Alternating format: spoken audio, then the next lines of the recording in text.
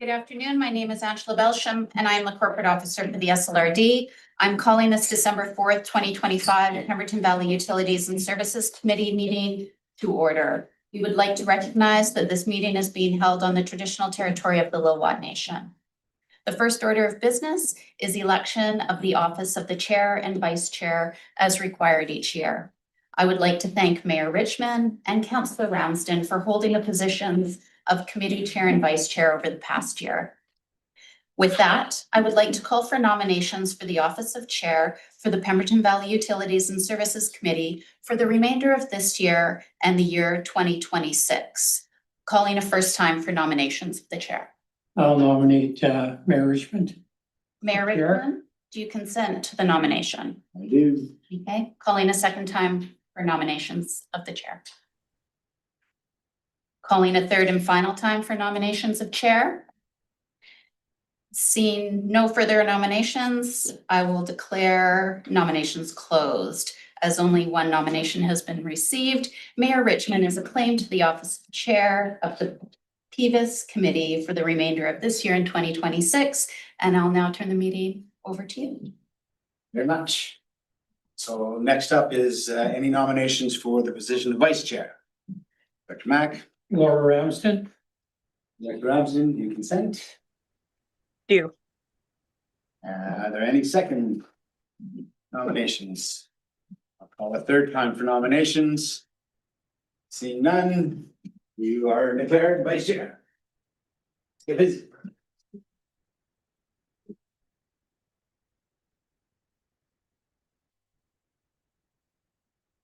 Okay, is that it for formalities?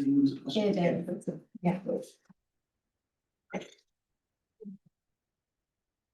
Okay, afternoon, everybody. First off, we'll look for a motion to approve the agenda as presented. Dr. Kenneth, second by Director Mack. Opposed, motion carries. We have no closed, just no rise with the report, so we're going to get right into the action. We have a number of delegations with regarding to PETA funding and some of their activities and some of their proposals. Always a fun time of year to see all the friendly faces here. Thanks for coming. I'll say abroad, thanks to all of you for the work you're doing and what you're bringing forward here. The way it's going to work, if we haven't done this before, is we're going to go through all the delegations. We have 5 minutes. We will leave 5 minutes for some questions.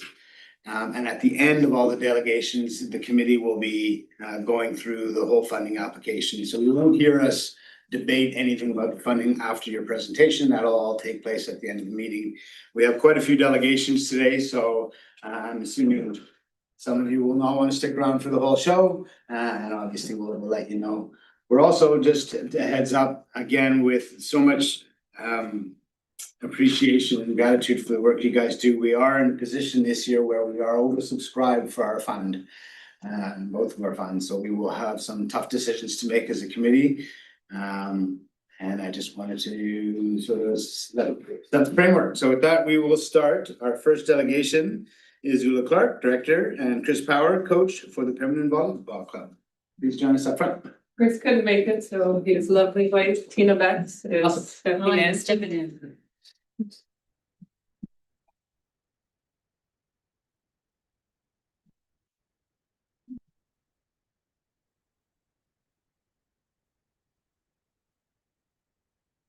Hello, everyone, and thank you for having us here. This is Tina Betts, and I am Ula Clark. We are representing the Pemberton Volleyball Club and are both longtime residents of Pemberton with families we are raising here, Tina being born and raised here and growing up playing volleyball here herself. We started a local volleyball club team last year to support a group of teenage girls who didn't want the season to end after 2 months of their high school volleyball. We were only going to offer once a week drop-ins, but then after a phone call with Volleyball BC, they encouraged us to join the organization to gain access to all the tournaments and events they put on. The season was a whirlwind, learning, and luckily we had 4 volunteer parents step up to make it happen. We were learning on the fly, and with some generous grants and donations, we pulled it together and started the Pemberton Volleyball Club. We are a not-for-profit organization. We ran a 5-month season for around $900 a player, with tournament, hotel, and travel costs being extra. If you have any use in sport locally, this is an incredible deal. It allowed kids to join that normally don't do such activities. We had parents thanking us for this low barrier opportunity, and our donated money went entirely to tournament entry fees, which are $800 to $900 per team per tournament. And we went to 5. So our 4 volunteer coaches stepped up and got certified through Volleyball BC to coach, and this is no small feat. They have strict coaching certifications. I have coached for Dolores with Spud Valley Nordic and Pemberton Soccer over the years, and this was much more rigorous. It was hours of screening and training, which we had to pay for, and that was before we could even step foot in the gym with the players. With all of us coaches having various backgrounds in volleyball, we supported the team and held our own as underdogs at these tournaments. Teams and referees told us we inspired them and would come up and tell the girls how well they were doing for never competing at a club level before. Our volunteer coaches and supportive parents made this happen, paying out of pocket to get this team in the mix and on the court with long-established clubs who have been playing for years. We started PVC in hopes to create something that lasts and grow beyond what we've initiated. There is a buzz around volleyball in BC right now that has shown the sport increasing rapidly, each year almost doubling with new players and teams. The organization we're a part of is doing an amazing job as small towns are joining from all over BC. We met these teams at provincials last year, and our Pemberton team of girls were blown away by what is out there beyond Pemberton. I think we all were. It is such a supportive and inclusive sport, and it made us realize we'd started something meaningful. It particularly attracts girls for what we believe is for these exact reasons. Girls drop out of sport in numbers around 40% in the early teen years, whereas boys only 10%. While we're hoping for boys to join the club as well, we started with this thought in mind that we didn't want these girls and others to be part of that statistic just because the opportunity isn't there. The closest club teams are in Squamish, where SVC has seen massive growth. Each year they add multiple teams with kids from Whistler and Pemberton commuting 2 to 3 times a week. They have many youth from our area trying out for their teams and not always making the cut.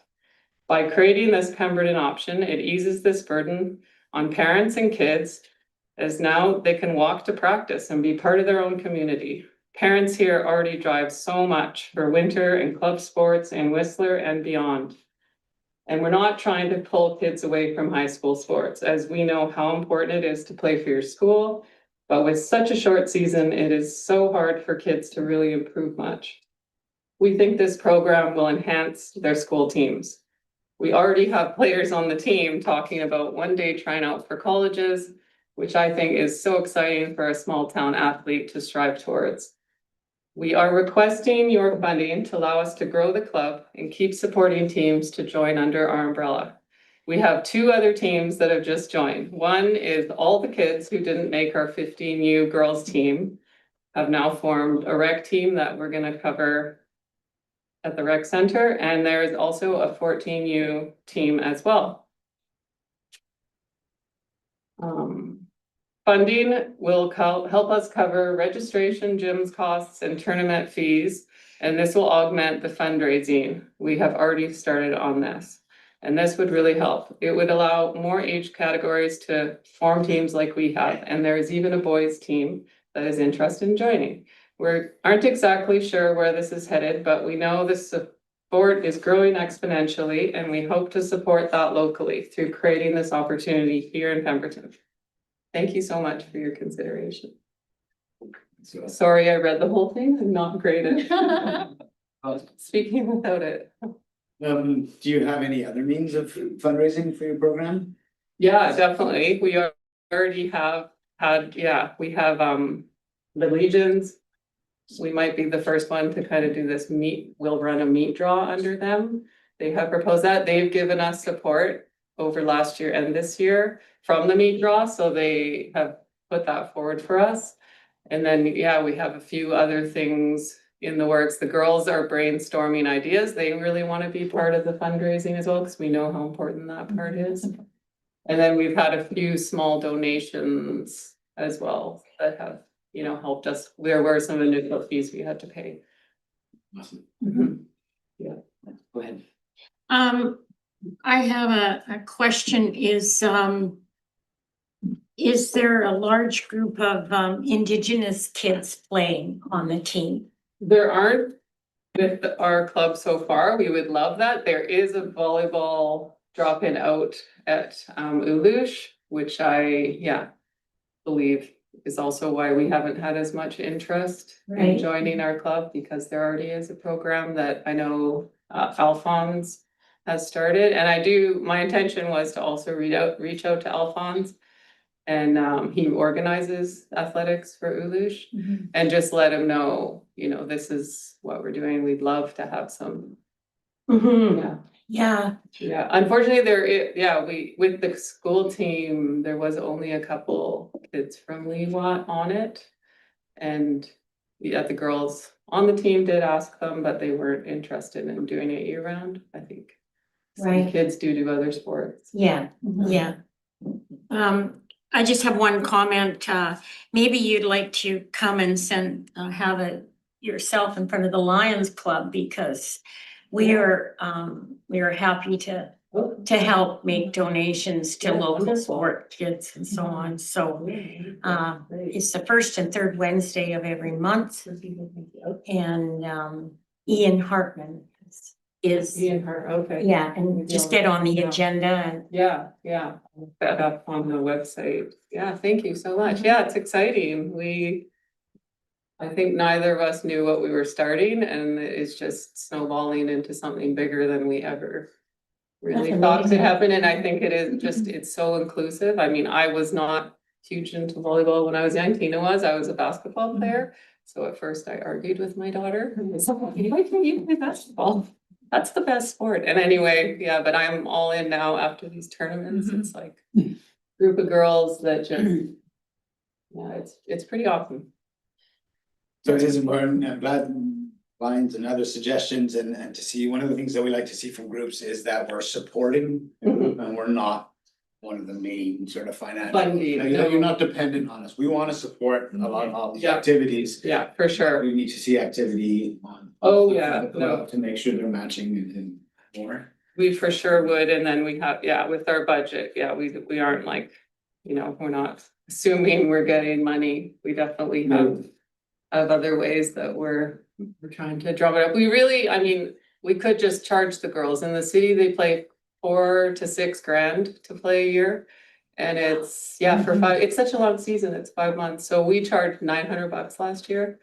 And this year we are charging a bit more. We have more practices and the gym time costs a lot, but it's to have a low barrier sport, in my opinion, is the most important thing. I mean, I don't want to pop up $6,000 either. And we all pay, you know, we 100% volunteer. There's no deals on fees for the coaches, or it's like we're all paying our part. So it's. Well, thanks you guys, and you do speak to Alphonse. The volleyball at the Uloosh is really popular. It's quite busy. I've heard that, and basketball. They would probably love to do, like, they're doing a weekend basketball tournament this week. Oh, They'd cool. probably love to do something. Volleyball tournament. Yeah, we would love to do a tournament. Definitely shut down. Yeah, I think they have such an established sport program. He's done such a good job. Yeah, that it's busy. we have Awesome. nothing to mirror that yet. Thanks, you guys. Appreciate it. Thanks, guys. Nice to meet you all. Thank you. Okay, next up we have Christine Tim, President, and Sheila McDonald, the Vice President of the Pemberton Valley Senior Society. Join us. Thank you. Appreciate the opportunity to put our case forward. Thanks for being here. I'm going to read my summary at the beginning, so you get an idea of what we're talking about. The primary reason for requesting a grant is to encourage more opportunities for socializing and our senior group, and by subsidizing as many meals as possible. It turns out that food is a great draw and generally increases participation, especially by men. With the support of a long-term funding grant, and other income that we generate, we hope to achieve that goal. I'm supposed to be reporting both on our mid-grant situation, and I've sort of covered it in one thing with the application, if that's okay. Thank you very much for having us here. This is a brief outline of what we've already put in our application. We incorporated as a society 20 years ago, and since then our numbers have steadily increased, averaging in the more recent years between around 100. And in 24, we had 22 new members join. Some died and others moved away for care, and we ended the year with 106 members. This year, we reached a new high of 123, 5 of whom joined at our last lunch. Some are long-time residents and others are newcomers to our community, and they really benefit from meeting people of their own age, especially when they've come to stay with their families. Health benefits of food programs. Medical health experts consider socialization the #1 most important activity for maintaining health as we age. And by arranging events with food served, we draw more participants and create great opportunities to socialize. A grant will provide much needed funds to continue subsidizing meals and light refreshments, members paying from $5 to $10 depending on what we're serving. Attendance at our monthly lunches averaged 37 over the last 10 events in 2024. This year we averaged 50, and our October-November lunches at the Legion each drew 59. And we have to thank Sheila, who looks after registering people for that. Last year, 63 came to a grant-subsidized buffet lunch, so eating out is also popular. The Legion and the PVUS financially support a culinary arts program at the secondary school in December, and this enables them to prepare and serve a free Christmas lunch to our seniors. This year we will be going to the school. We also have a chance to talk back and forth with the youngsters and see what their goals are in life. It's a great opportunity. We also raise funds for the Sea to Sky services to distribute grocery store gift cards to needy seniors. Relationships with other seniors groups.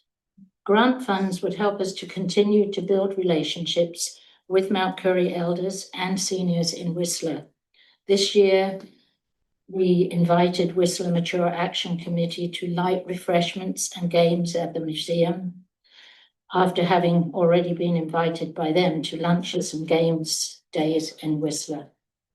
Plans are in the works with the community centre to invite our local First Nations to lunch and games in Pemberton, as they hosted us very well at Ulu's and at their lovely new centre in Darcy earlier this year. Other activities that increase socialising.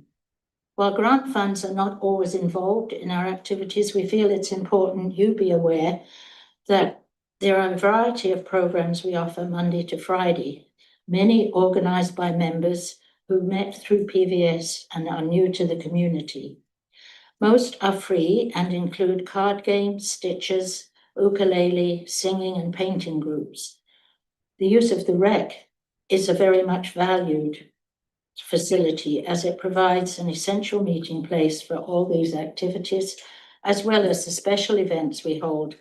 For example, Valentine's Day and Mother's Day teas, lunch on New Year's Eve has been a new one we've just started last year. And this year we enjoyed a lovely cake for our 20th anniversary celebration there. Thanks to Russell, I think. The Better at Home van has made it possible for those who no longer drive, and there are many of us, to participate in more activities, and it's highly valued.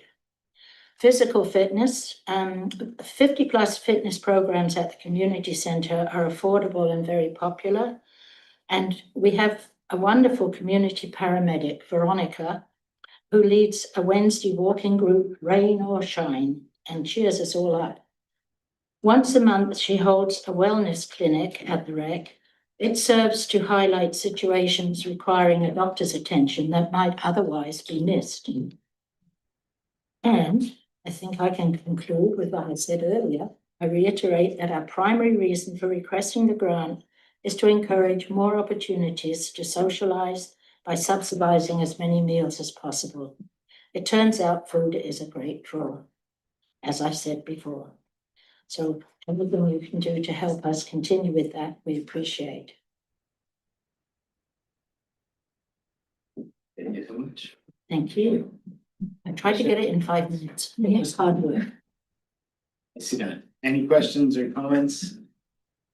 Just, you guys do a wonderful job and it's very much appreciated, obviously. So, yeah. I forgot to mention that we do charge $20 membership, and we try to earn money other ways too. We're going to try for a meat draw this January, which should earn us some money, but we also talked about giving that to the Cedar Sky Community Services. We should sort of try and do a bit for the community as well as take from it. Right. I enjoyed your event out at the Quaqua, the new center out there. That was amazing, so wasn't it? fun, and it's so nice to meet other seniors that you see their faces in town, but you don't really know them and haven't met them. It's great. Oh, thank you. And I really enjoyed joining your group. So yeah, good job.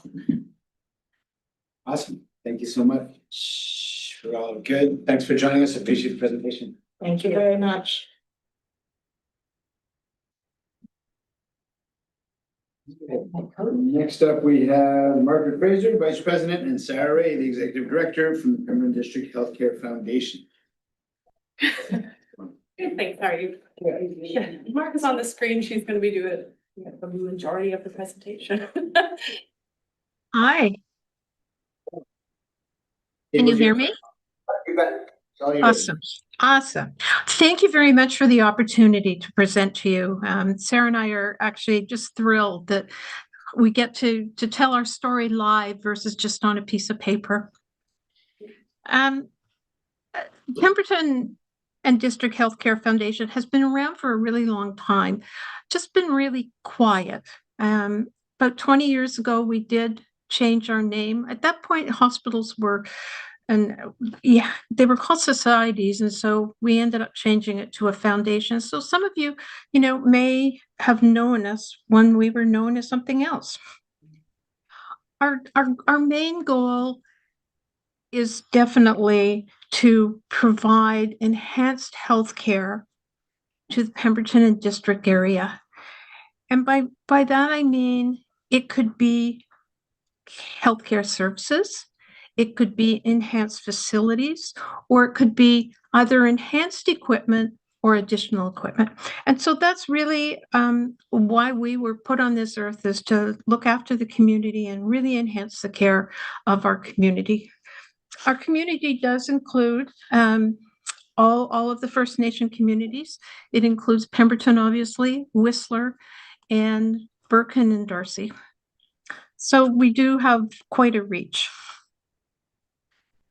We actively are trying to support the Vancouver Coastal Health Authority right now, and making sure that they have the support they need so that they can come to us and say, we only had one,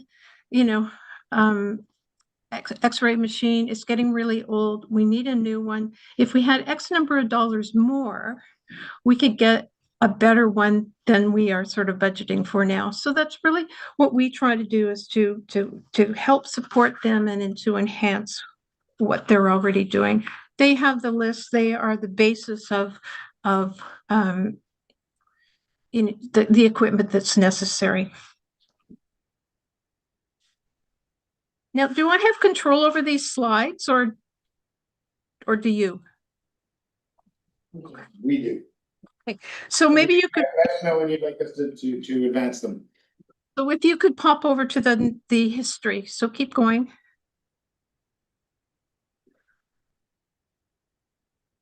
There we go. I just wanted to show you some of the the pieces of equipment or the programs that we have supported in the past.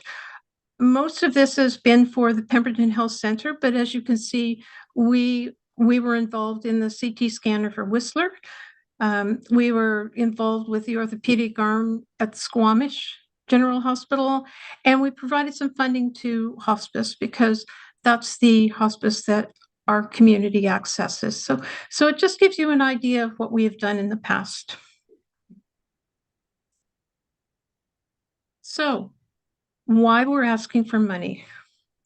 I think you all may now have seen or read that Vancouver Coastal Health has now launched the new phases of the vision for the Sea to Sky healthcare planning. And one of the priorities for our region and our area is going to be that we'll have an ambulatory care unit and oncology services in Pemberton.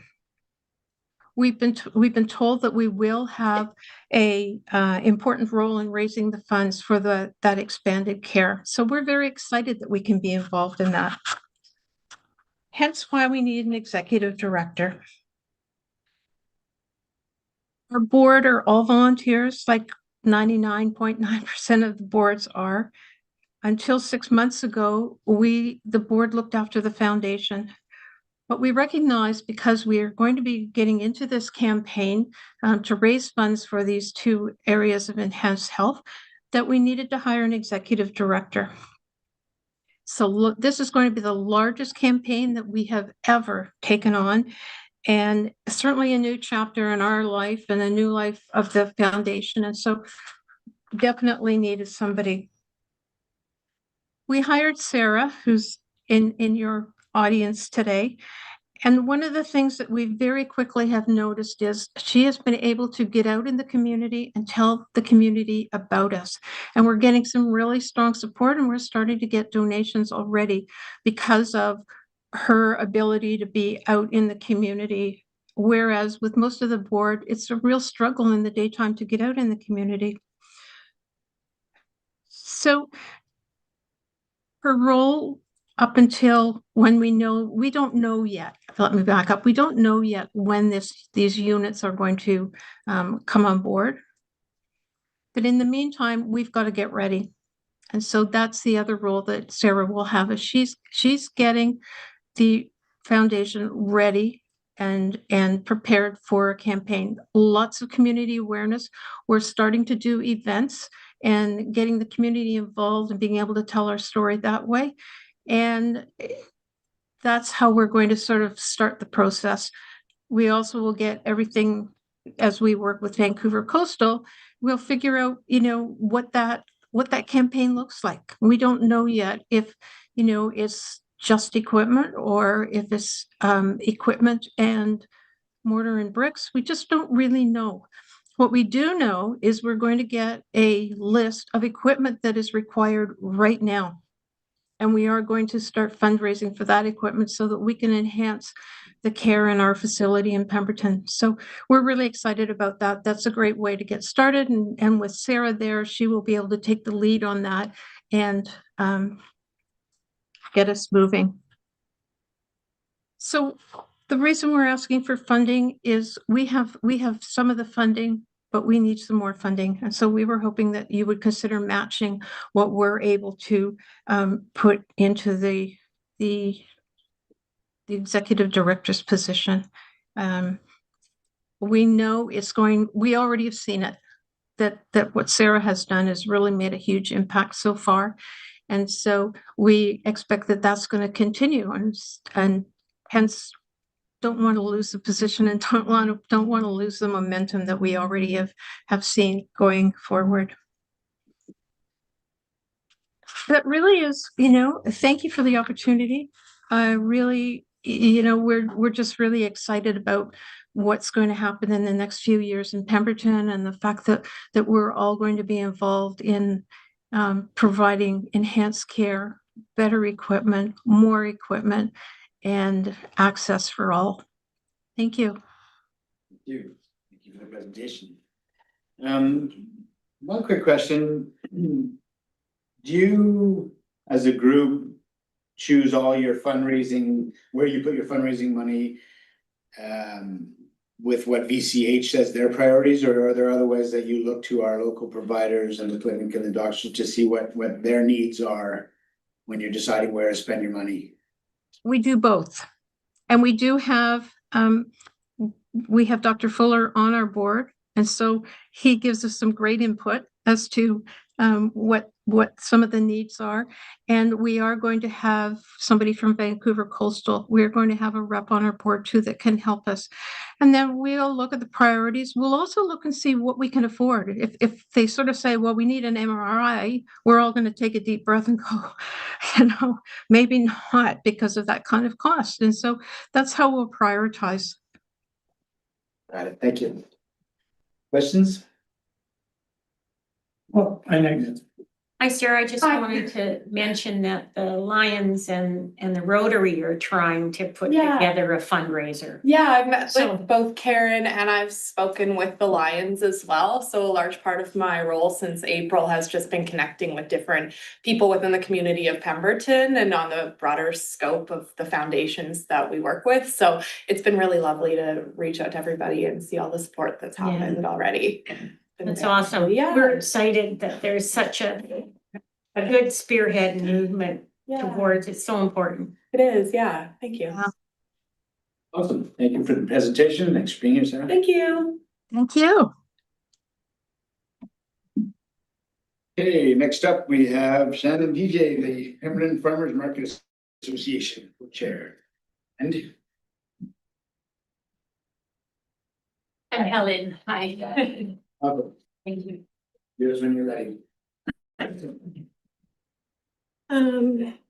So we're here on behalf of the Pemberton Farmers Market. I'm co-chair of the board and Helen is one of our directors. And we're here basically asking for continued support. We've had support over the years pretty continuously, I think. And the money that we get through this fund is looking to sponsor our social space community feel to the market. We've asked for $8,000 and the primary portion of that is to help support us with our musician fees. Which is a great addition to the market, and we have all different kinds of musicians of all different kinds of abilities, from kids to seniors, come and entertain us. And we also this year started doing some kids games and colorings and glitter stations and stuff, just to have a bit more of a community feel than just strictly the market. And that's been well received. We're primarily self-funded through fees from vendors. There's not really any other source of income for us. So the volunteer board is really active, and we have a part-time market manager. But she spends most of her time managing creatives at the market, which is always a challenge. And yeah, this year we were full every market. We've been turning people away. We're trying to work with the village on maybe expanding a little bit out into the parking lot to have some more stuff around. So yeah, and it's a lot of local food growers and creators and producers that are there, and it's a great place to be. So that's in a nutshell what we're here for. Thank you. Any questions? Well, it's great. I love going to the markets. Yeah.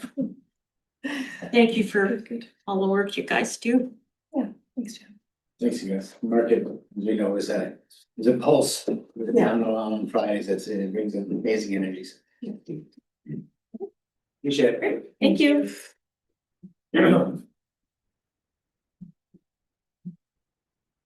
Okay, on 5.5, next up, we have Diane Narouche and Sierra from the Pemberton District Chamber of Commerce. Hello. Not Sierra today. My name's Graham Page. I'm filling in for Sierra. I'm the vice president of the chamber. So Hello everyone, my name is Ariane. I am the Executive Director of the Pemberton and District Chamber of Commerce. And today we're here to do a 2025 year in review for past funding and to present a new funding application. Next slide, please. Okay, so today we'll cover chamber benefits, our 2026 request, 2025 highlight, other sources of funding for the chamber, our community impact, as well as partner recognition. Next slide, please.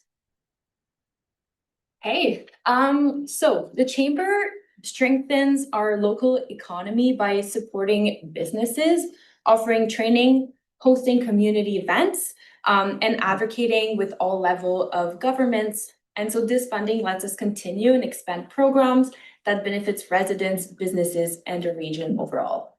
Next slide, please. So for this new funding application, we're focusing on the core roles and initiatives that allow the chamber to operate effectively and continue serving the community. So first, we're seeking support for our executive director, so myself.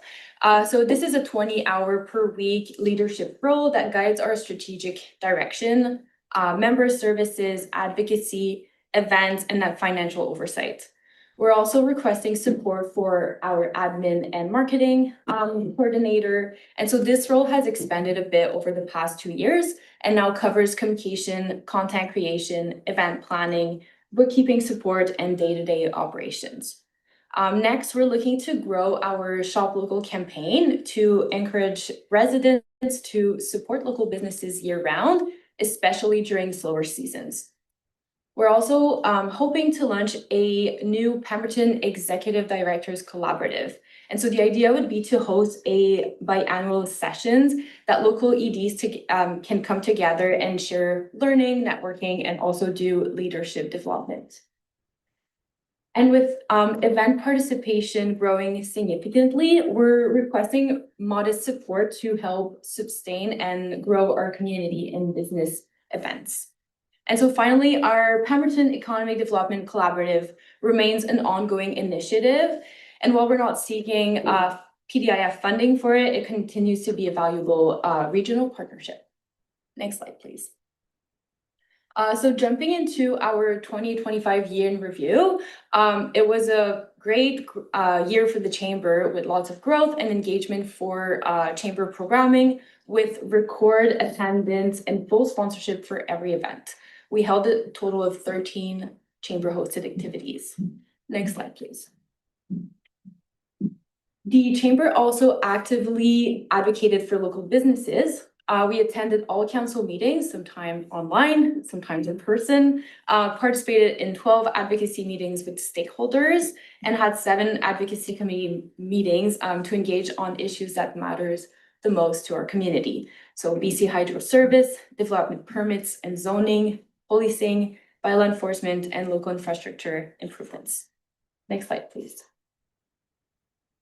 Our chamber now has, it says 168 on the slide, but I believe we're now at 170 members representing a wide range of local industries. So in 2025, we updated our membership fees and added enhanced benefits and visibility opportunities. And so in 2026, we're keeping the same rates, but we will introduce new sponsorship and networking packages just for these businesses that are looking for a bit more value with their memberships. Next slide, please. So for the Shop Local campaign, this year we have been focusing more on the holiday seasons with introducing a new Shop Local passport that you might have seen in participating businesses in town. And that's to encourage residents to shop locally for their holiday gifts. Looking ahead, we want to build this program a bit more year-round next year. Next slide, please. This past summer, we hired a student through the Canada Summer Jobs Program to help with event coordination, marketing, and sponsor relations. This not only gave us extra support during our busy season, but also provided a local youth with valuable work experience. So overall, 2025 was a year of growth and engagement for the chamber. We expanded programming, strengthened member services, and continued our advocacy effort. So setting a strong foundation for 2026. Next slide. To support our work, we pursue other funding as well. So last year we received nearly $6,000 from Canada Summer Jobs and plan to reapply. We're preparing a Pacifican application this year for staff support, but PDIF will still remain essential. And we're also launching a new 2026 sponsorship package. Next slide, please. So our chamber connects with the community through over 300 newsletter subscribers, event attracting from 20 to 150 attendees per event, and strong partnerships with the Village of Pemberton, the SLRD, and other regional stakeholders. We also support youth with an annual Pemberton Secondary School bursary, ensuring our outreach benefits all generations. Next slide. And so without PDIF funding, this work wouldn't be possible. It enables the chamber to drive economic growth through training, connection, and advocacy, strengthen community cohesion, champion local businesses, expand access to key resources, and invest in youth and long-term regional sustainability. Next slide, please. And so through these efforts, the chamber continues to play a vital role in building a strong, connected, and resilient business community that enhances the well-being of all residents and visitors in Pemberton. Next slide. And so if approved, we'll recognize the SLRD and Village of Pemberton on our website, newsletters, social media, and at Chamber's event, just showing the appreciation for the PDIF support. Thank you all for listening and for your continued support to the chamber. Your presentation. Did you want anything, Graham, before I open it? No. Great. Thank you. Any questions from the committee? No, just well done. Thank you. Mhm. It's growing. I just even look out at the industrial park and all the new businesses opening there and. Yeah, exactly. The business park has been expanding and we're actually doing, so we have advocacy roundtables, but we're also doing these roundtables specifically for the business park. So twice a year, we're meeting with business owners there. I'm sure you have a pretty diverse membership from tourism to mechanical and. Exactly. And we're also seeing more entrepreneurs joining the chamber, which has been great because they don't have a storefront. So it's a good way for them to get more visibility in town and also to connect with more people. And so with the chamber, especially at the events, we've seen people connecting, right? Like let's say you have a business in town and need a marketer, you go to our event, meet a local marketing business. And so like all these connections have been great. With the diversified businesses that we have in our town. It's awesome. Yeah. It's been great. Thanks. Thank you. Thanks, guys. Appreciate it. Thank you. Have a good mixer tomorrow. It's conflicts with our Christmas party, Okay. village Christmas party, so we won't be there. But Okay. I put it on. Well, thank you. Cheers. Thank you. Okay, next up, we have Gus McCormick and Nicola Horsfall from Tourism Pemberton. Oh, and Karen as well. Karen, Hi, Karen. Nicola Here. sends her regrets. Yeah. Welcome, you two. Thank you. So before I dive in, just wanted to give you an overview. Tourism Pemberton's main focus is dedicating to supporting an economically, environmentally, and socially sustainable tourism economy for Pemberton and Area C. I'll dive into the next slide, please. A range of initiatives that we undertook this year. We took on operation of the new visitor center, which ran for 4.5 months. Some of the highlights there, we saw a little over 1,800 travelers come through there. Recently, we partnered with the Village of Pemberton to submit a REDIP application for $130,000 to support a renovation at the train station for next year. A big highlight for us is working with Lillooet summer students. So they're front and center at our welcome center. Next slide, please. We've spent a lot of time this year doing membership and stakeholder engagement.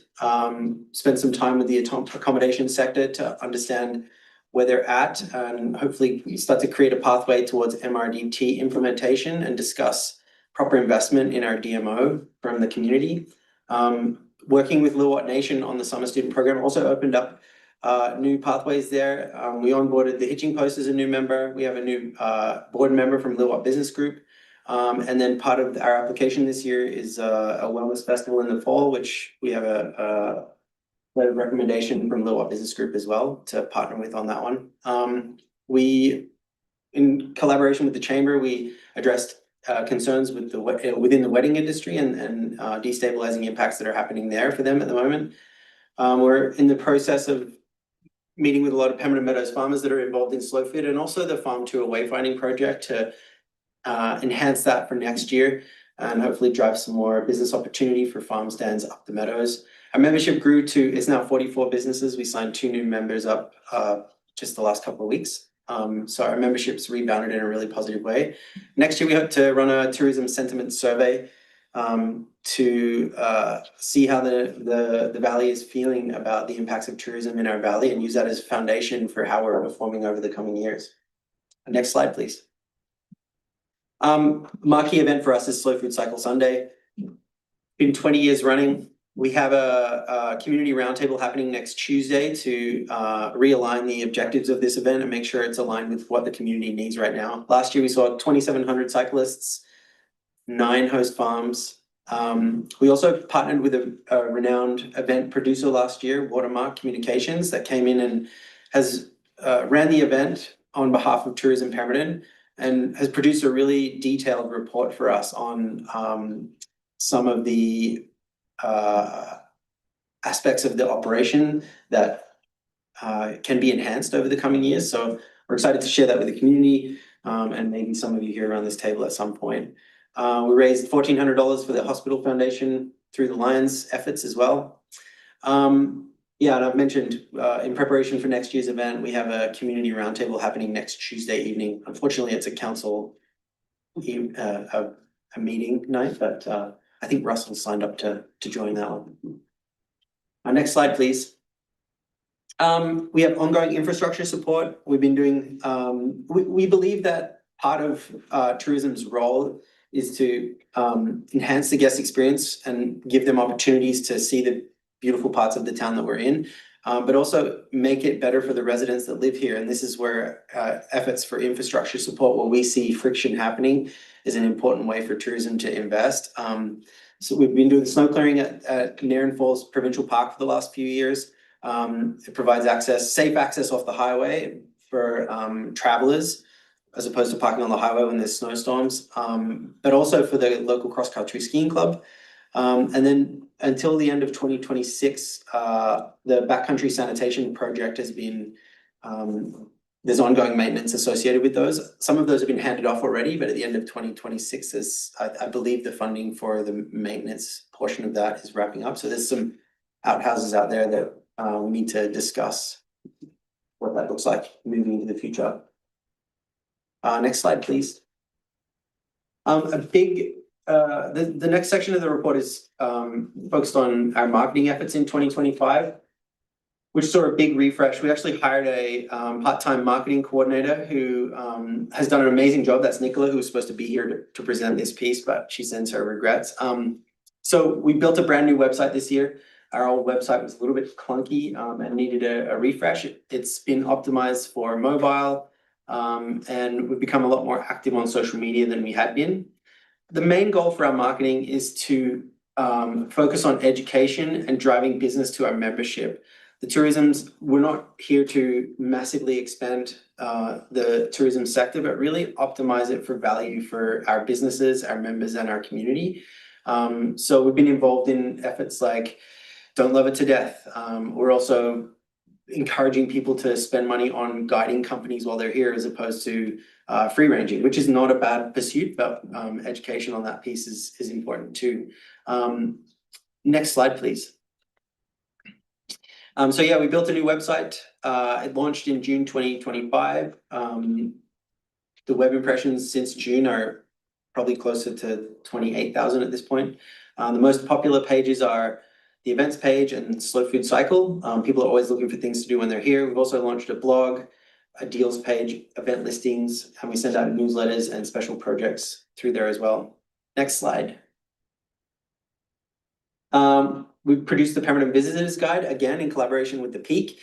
It's an opportunity for us to highlight some of the events, some of our local businesses that are here, and give people a better sense of what they can do while they're here.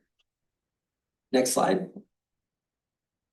A big social media refresh, 22% increase in captured audience across all social platforms. You can see there a big increase in the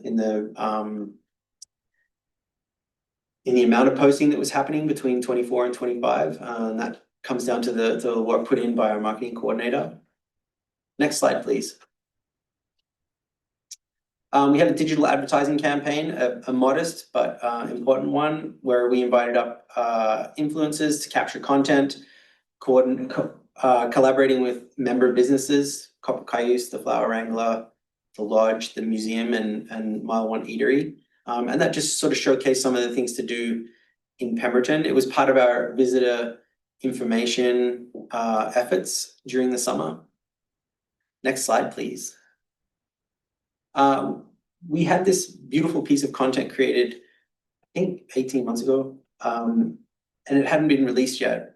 So it was put up on our YouTube channel and shared broadly. And we did have a little bit of a spend to expand the reach on it. And the response we got from outside the community, but also predominantly from inside Pemberton, was one of pride. And the feedback was really positive about the type of image that we're putting Pemberton out to the world with. Next slide, please. Our new initiative, actually launched by Nicola this year, was content co-op opportunities for our local businesses. So we invested $1,500, and the businesses, mostly small businesses that didn't have amazing content or imagery. A lot of our member businesses are small operations. So we stepped in and offered them an opportunity to bolster their funds. We coordinated with local photographers to capture high quality imagery of their businesses, which then we could use as content in our own library as well, to support some of our efforts online. And yeah, really good uptake. We hope to expand that next year to support more businesses, because the feedback was great. Next slide, please. So this is kind of laying out some of the options. I think as a local DMO, we're sort of responsible for coordinating an industry that in 2019 was measured at bringing in $31 million into our community, $8 million worth of wages. I'm not sure what that is now. That was 6 years ago, but I think we could probably assume that it's a bigger industry now than it was. It's also been identified in the village as one of the key industries for economic development. And I think that we should start to look as a community as that it's important to invest in our not-for-profit DMO so that we can coordinate this important piece of our economic puzzle. We've laid out a little bit of a smorgasbord of one-time funding requests of things that we think are either critically important or have some historical reference, and maybe some things that could use a little bit of extra support. So the top line one there is Marketing Communications Support Fund. This is for increased reach and ability to participate in things like Don't Love It to Death on a broader scale, so people are being educated before they come here. It's also to have better opportunities to promote guiding and activity-based businesses, so that when people are coming through, they might not just drive right through to Joffrey, but they might pull in and use some of our businesses. The New Event Seed Fund, I referenced that as a fall wellness festival. We've had discussions with Lillooet. We think there's a great opportunity, and one of our MOs is to actually increase business in the slower times, not drive more business during the middle of August, but really look at extending the season to support our member businesses and our community into the fall by creating events and activations. We had done a winter event in 2019 and 2020 actually, and we're looking to expand upon that. So the Event Seed Fund is targeted around that Fall Wellness Festival, which we hope to collaborate deeply with Lillooet on that one as well. The ongoing visitor center operations, we did receive a one-time PDIF grant last year to support the new visitor center. To continue to operate that, there is ongoing costs associated with having staff there and making sure it's properly serviced.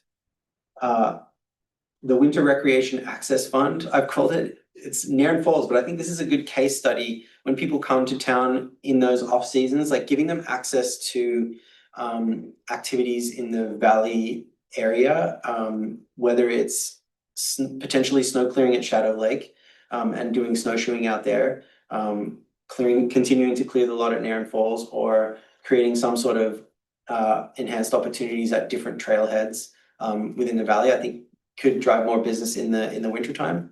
And then I've included Slow Food Cycle sponsorship here.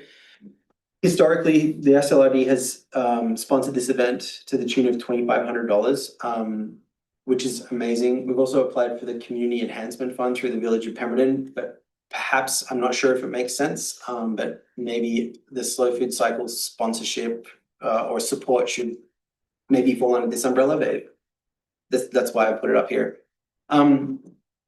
Those are all sort of one-time funding discussions for next year. The current long-term funding agreement, which I reported on and referred to in the beginning part of this report, expires at the end of 2026. As mentioned, I think that looking towards investment in our DMO to support the tourism economy and investing in it properly so that we can get the best results out of the travelers that are moving through here, as opposed to it becoming an extractive economy, but making it a real investing in a very important piece of the puzzle in this community is important moving forward. And $50,000 investment in this industry sort of equates to a moderate level per capita of investment support from communities currently receiving the MRDT in BC. So as a discussion as a community and at a government level, I think understanding where we want to come in and to what level we want to support our tourism economy and invest in it so that we get the best out of it moving forward is how I think we should start to sort of shape that discussion into the future, whether if it's purely here on PVUS or if it's in some different model within our community. I'm not entirely sure. That's up to wiser heads in this room to discuss. But yeah, that's it. Awesome. Yeah, thank you very much for your support. Thank you for your presentation. Any questions? No, just well done. I mean, you guys are really putting this place on the map, so that's a good thing. We just need to carry on. As a member of Tourism Pemberton with our company, I have been very impressed of your presentation and how it's just grown up. The whole thing has just grown up in the last couple of years. I've just seen huge, like just with your visuals and what's happening. And our company last year brought in over 5,000 people with Copper Coyote Outfitters into the community. And so at least they come up the valley and hopefully they spend money in restaurants and the stores and shops and things. And a lot of that is through you guys. So thank you very much. And I really love the initiative of Don't Love It to Death, because your company's come to a crossroad and then you have this balancing act of how do we keep it special and yet still turn a profit, right? It's a fine line, but I'm glad that discussion is underway because everybody in Pemberton really wants to look after what we have here. It's pretty special. So thank you. Awesome. Thanks for being here today, guys. Appreciate it. Thank you. To carry on. We're on to with 7. You're in tab. Executive Director for PAWS. Hi. Thank you for having me. We are reporting on current funding and requesting additional funding in a couple of different streams. So I think you all have the details already. Perhaps I'll just dive into my presentation. Excellent. The PAWS Animal Welfare and Community Support Program provides year-round animal rescue, intake, care, adoption, and community outreach services in the Sea to Sky area, including Squamish, Whistler, Pemberton, the Lillooet, and Skeeteen nations. PAWS responds to lost, injured, abandoned, abused, and surrendered animals, ensuring they receive shelter, veterinary care, and placement in permanent homes. These services are delivered with support from local veterinary teams, food sponsors, and partner shelters located throughout BC. Activities include animal rescue and transport, daily shelter operations, feeding and medication schedules, intake assessments, coordination of spay-neuter, veterinary treatment, training, adoption screening, volunteer coordination, and public education on animal care and safety. We work closely with community members to ensure support is available to those in need.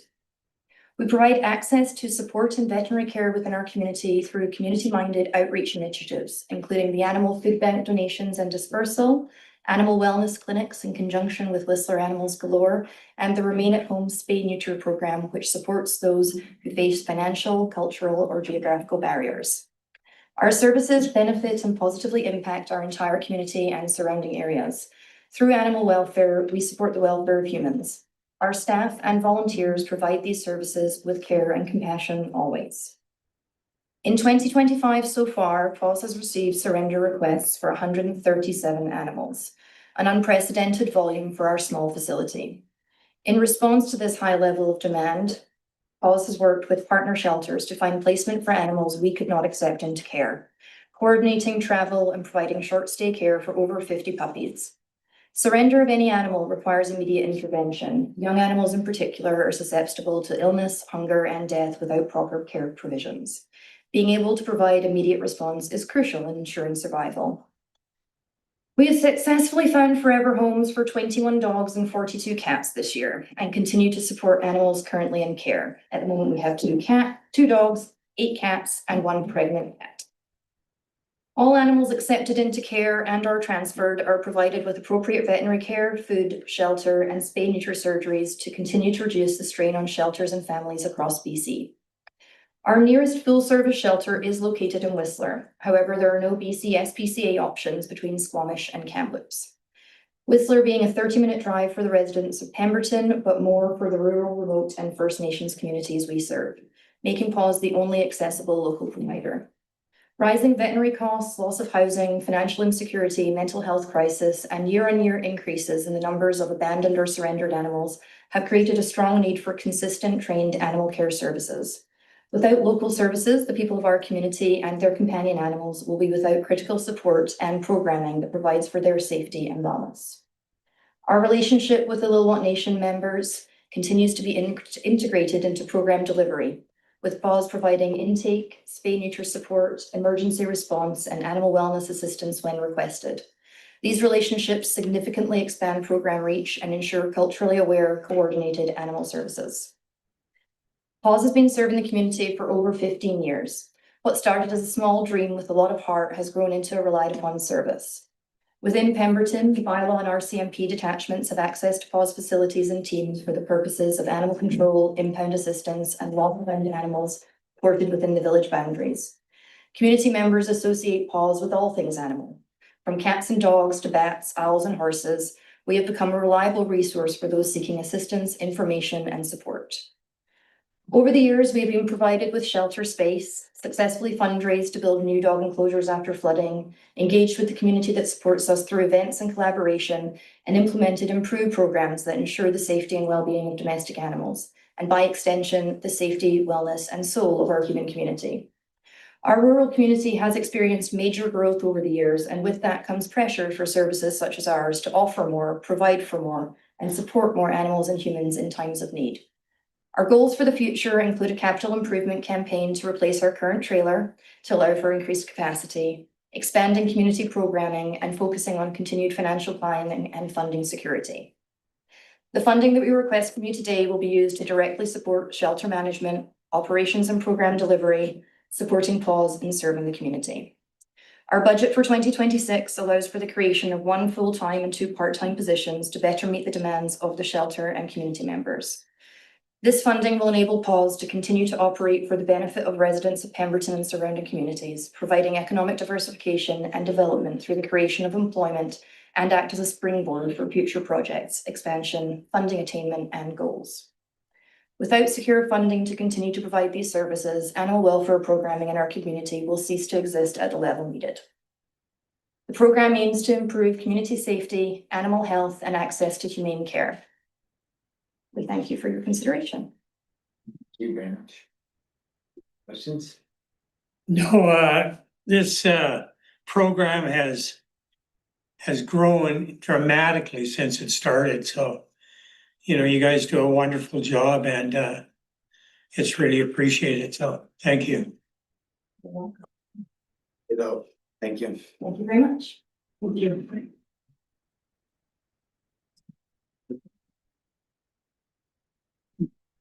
Next up, we have Stephen Shore, Executive Director, and Katu Tyler from the Worcester Gymnastics Club. Katu sends her apologies, but she's stuck somewhere. So, yeah, thanks very much for seeing us or me. But we're sitting here basically to apply one-time funding to help us utilize our Pemberton facility to them as well as we can, essentially. So, next slide, please. And then the next one as well. So about a year ago, we set up our full-time facility here in Pemberton. After 5 to 10 years of dreams, we finally managed to pull the plug and set it up, which we invested over like $50,000 of new equipment and all this into providing a permanent space for our athletes here in Pemberton.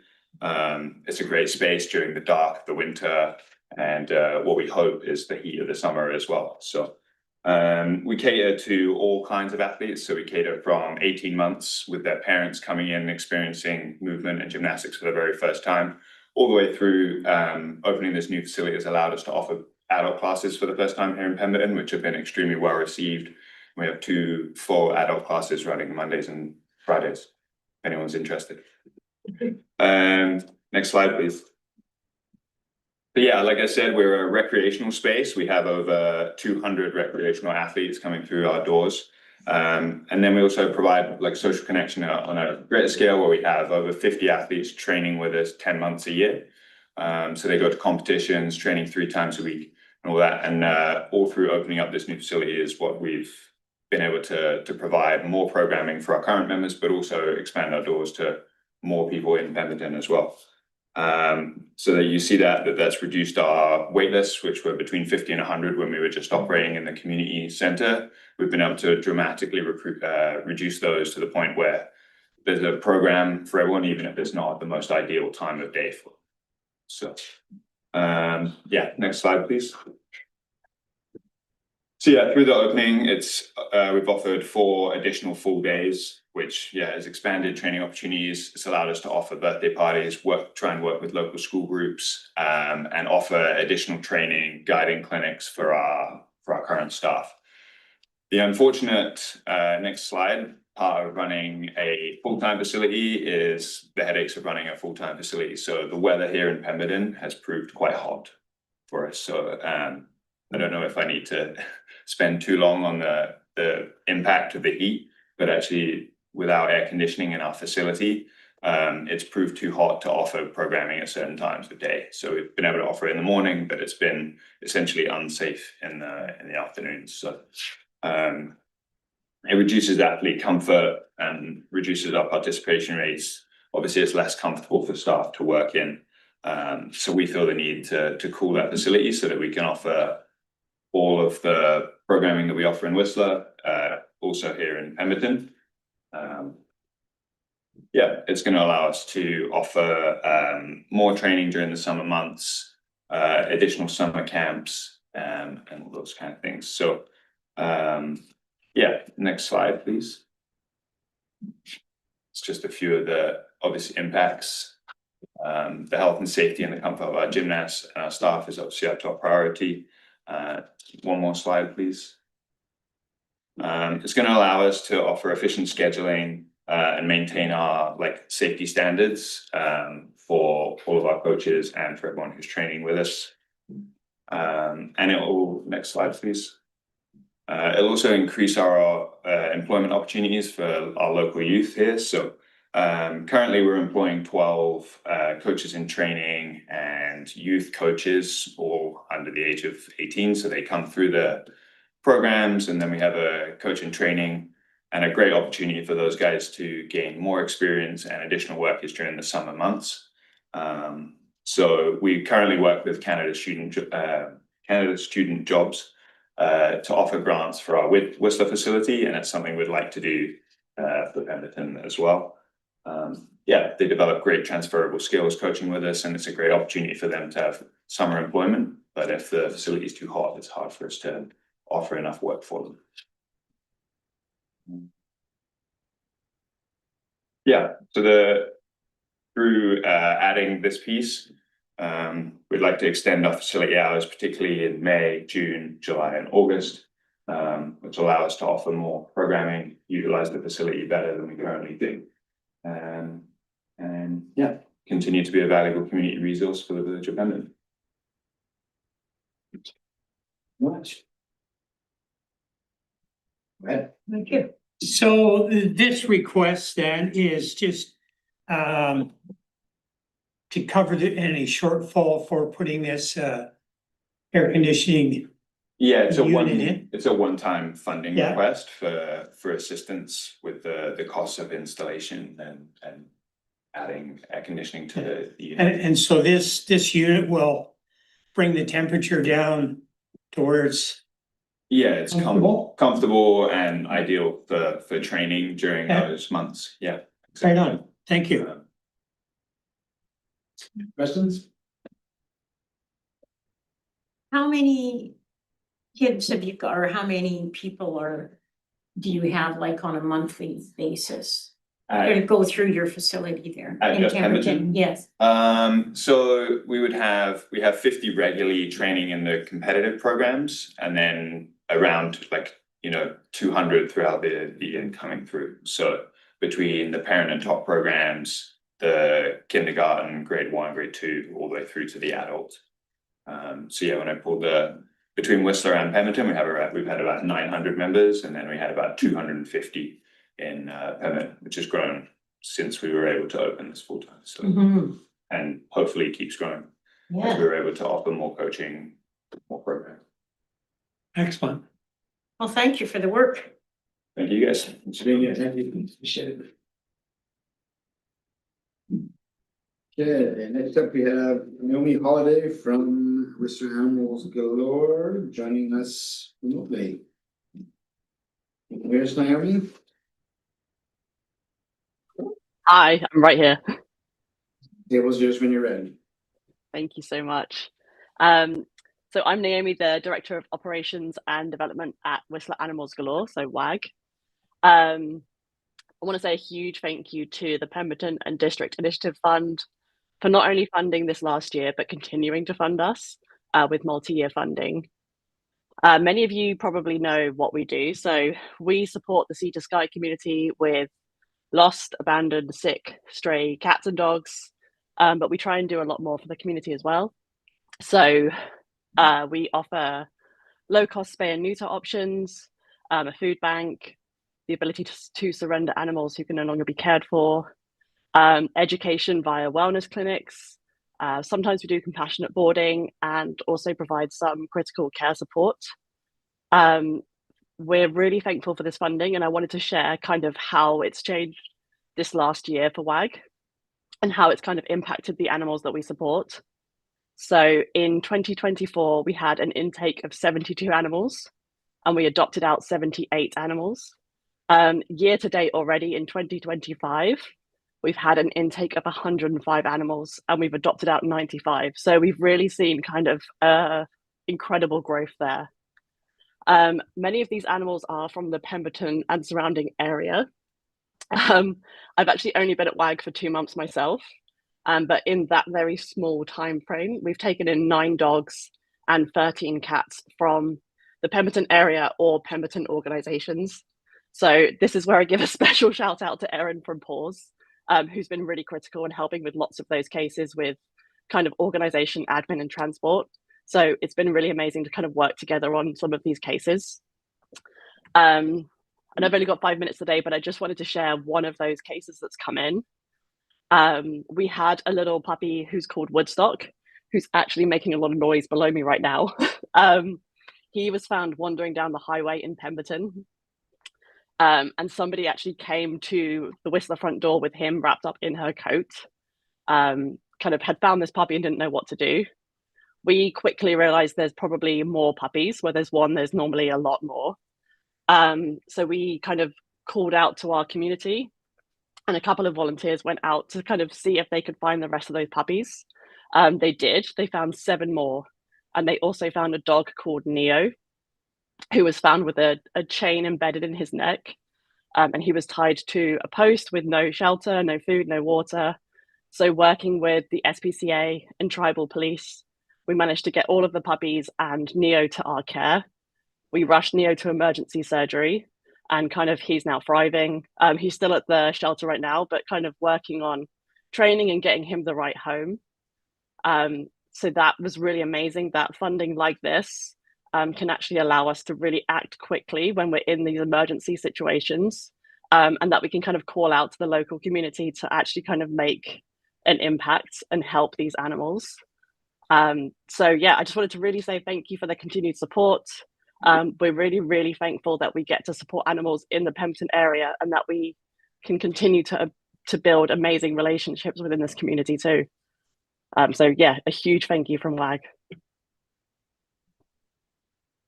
Thank you so much for the presentation.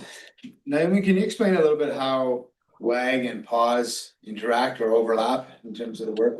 Yeah, absolutely. So as you know, PVUS have kind of their trailer and then 2 outside heated dog areas. And they tend to get a lot of calls from Pemberton and also the kind of northern areas that they serve. If they're unable to take in animals, then they'll always kind of call out to us. And even if it's just a temporary housing situation, we do have more space. So we're kind of happy to work with them to kind of take in animals that can't be looked after there. So we had a mum and a litter of 3 come in from PVUS.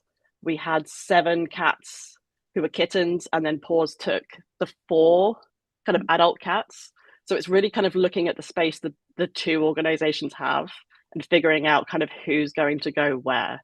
And then myself and Erin have had lots of conversations around kind of working together on spaying and neutering and education and food banks and that kind of thing. If we do get kind of, we're very lucky that people would drop off food to us because we're obviously in a kind of busy area for pets that maybe we can't use. So we'll always put the call out to PVUS as well to see if they need kind of additional support if we've kind of got it. So yeah, we're really thankful for them because they're really like a great connection to the community in Pemberton that, you know, being in Whistler, we don't necessarily have as strong a connection. So yeah, we're really thankful to them. Thank you. Any questions?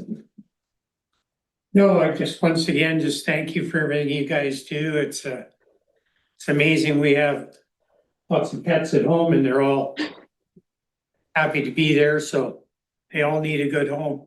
Oh, thank you. Thanks so much for your presentation, Jen. No worries. Thank you so much.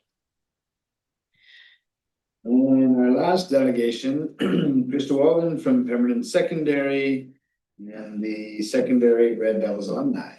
And she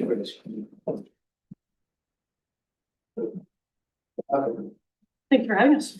Yes. Currently, I'm speaking. I'm speaking for the kids, not us. We are here to represent the Pemberton Red Devils Alumni Association, which is an organization that was established by a group of alumni from Pemberton Secondary School to raise money to support the school athletics program. Next slide, if I look ahead there. We also provide financial support to student athletes residing in the Pemberton Valley and within this Pemberton Secondary School catchment. Next slide, please.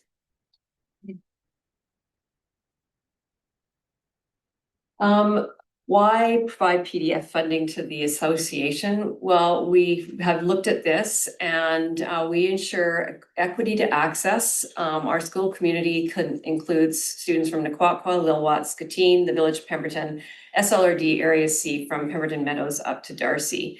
And the grant would support that all of our students from across this region would be able to equally participate in the sports programs at Pemberton Secondary.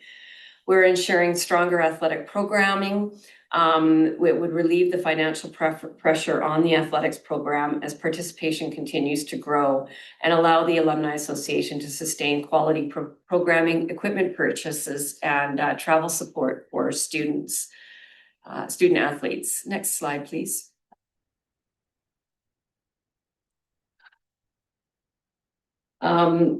It also supports growing participation. Right now, PSS has 18 teams, which is made up of students from grade 8 to 12. And that is 61% of the student population, which is well above the national average of 44%. The numbers on the list there speak for themselves.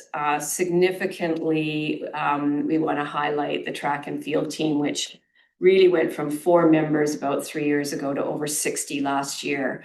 And with that massive increase in participation, we had to get, the school had to purchase school uniforms for the track team. And there was also a lot of training that took place down in the Lower Mainland out at UBC, taking advantage of the facilities out there. So the Alumni Association, with the support of the Alumni Association, all of these students were able to participate and get the training that they need and then represent not only the school, but the community wearing their brand new uniforms. Next slide, please. This information has just been provided. It was provided as part of the letter of support that we received from our principal, Mr. Maynard, Jeff Maynard, and it emphasizes where the Pemberton Secondary School student population is in terms of the national average. And you'll see that we have a pretty strong number of students throughout grade 8 to 12 that participate in our athletic program. We have little dips, and sometimes those take place as a result of just the size of the cohort. Right now, our grade 12 cohort is up around 90. And so we have a very strong participation there. The grade 9 cohort, I think when they came into the school last year, there were about 100 students. So you can see that those numbers are reflective of the cohort size. And what I love about this graph is it shows the trend where the national trend is lots of high participation in the younger years, and then kids kind of drop off as they get older. But in our program, we actually increase in participation as they get older and realize that the program is something that they want to be involved in, and so speaks to the success of the teams. Next slide, please. In terms of how the PDF funding will benefit the community, obviously community representation, our kids are just so proud to be out there and participating, and it's really quite remarkable when you see them at their tournaments or the races, that the bike races and the track and field too, when they win, and it's like the little town that could, and it's super exciting. And honestly, they would not have the opportunity to go to some of these tournaments, races, or these events without the support of the Alumni Association. It would just cost too much money to parents, and the school isn't able to support to the extent that would be needed. It also strengthens regional bonds. It brings students and families from our multiple Indigenous communities, non-Indigenous communities together. And it's been really great to see the senior girls volleyball team in this case this year just really bond so well. There were 25 of them, I think, involved this year, 2 teams. And a real mix of students from both the Indigenous and non-Indigenous communities. Obviously, role models, these students are, in some cases, I will definitely have to say, are going to be leaders and role models in our community. And they are certainly role models in our school and leaders in our school. And it's very exciting to see. how the athletic program brings them all together. Next slide, please. Yes. The benefits of the long-term support is that it will maintain and ensure the sustainability of our programming, the school programming. It will supplement what the Alumni Association does in terms of its annual fundraising, and will help ensure that the Alumni Association can continue to support the programming at the school as we go forward and as participation increases. Health and well-being, we all know that getting out and running and getting physical activity is really great for you, and it also supports our kids in creating good habits. Next slide, please. Obviously, the leadership pipeline spoke to that a little bit earlier. They become part of a really great team. They build huge relationships, and they also build leadership skills and coming together to contribute to their community. Alumni engagement. This program has also really done a great job of connecting former students with the current students, and we're really proud of the fact that we have some former students who have come back to the school and coached some students that just graduated a couple of years ago, and two of them, well, 3 or 4 years ago, maybe now, two of them, the grade 8 boys coaches, they won district finals, and boy, was that an exciting game. And if it weren't for our 2 alumni leading that group of grade 8s. So I think it was a really great sort of bringing in the alumni to support the grade 8s and to see this sort of build and give back to the school. Next slide. So we are seeking a long-term funding agreement in the amount of $15,000 a year from the Recreation, Arts and Culture stream.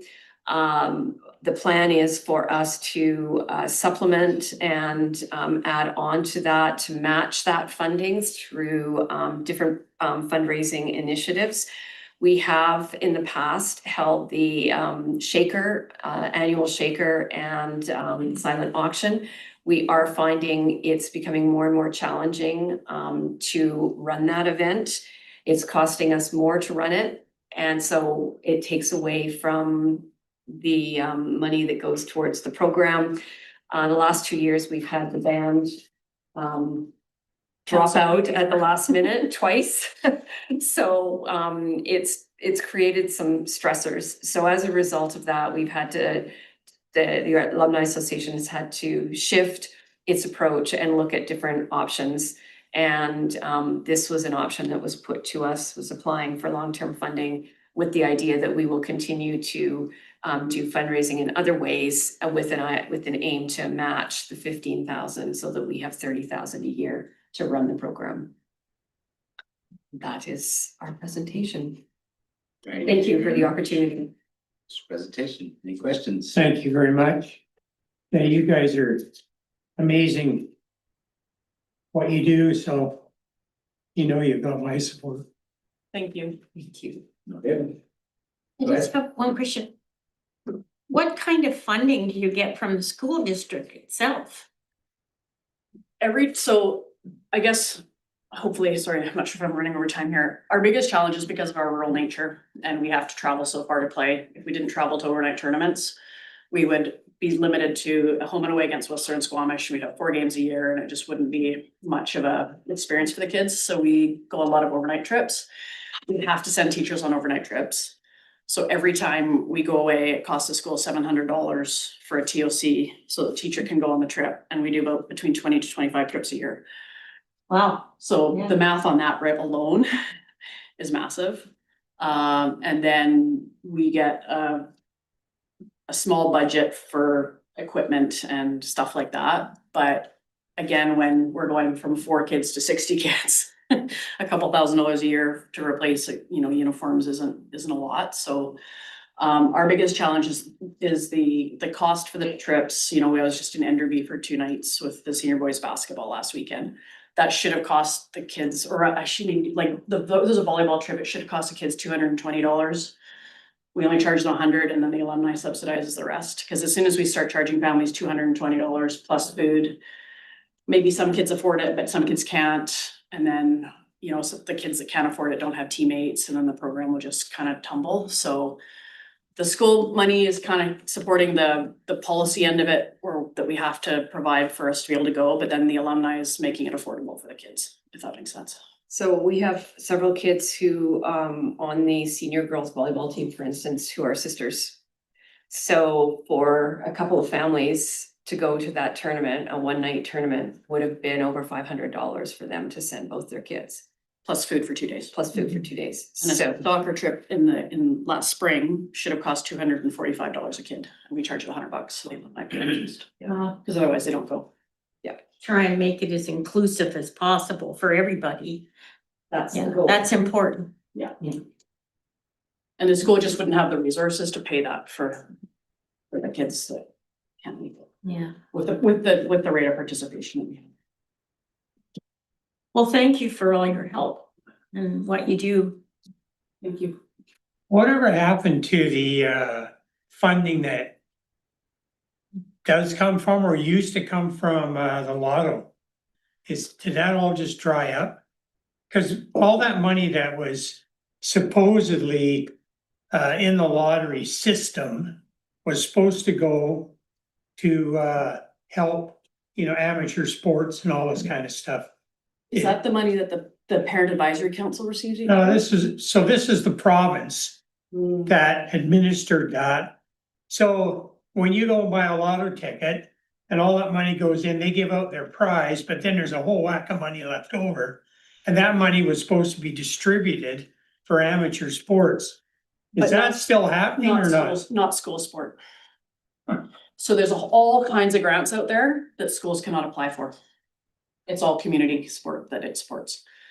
See, that makes no sense whatsoever, because obviously so much of the sporting issue is coming from the schools. That's where all the kids are. But we're unique, I think, in Pemberton.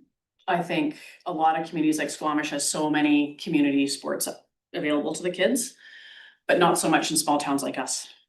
So the school is the central provider. and if it is available, it is expensive to join. And you heard from the volleyball people earlier today, $900 for a season is a lot of money. Yeah. So, Yeah, that's a lot of money. Yeah. For a family to be. Yeah. And then, as Sheila mentioned, multiple kids, you know, 2 or 3 kids playing, and Yes. yeah, gets out there. Okay, thanks, you guys, appreciate it. For your time, Thanks a lot. Thank you. Okay, I'm gonna call a 5-minute recess. Let's keep it to 5 minutes, so, because we got a lot to get through before 4 o'clock.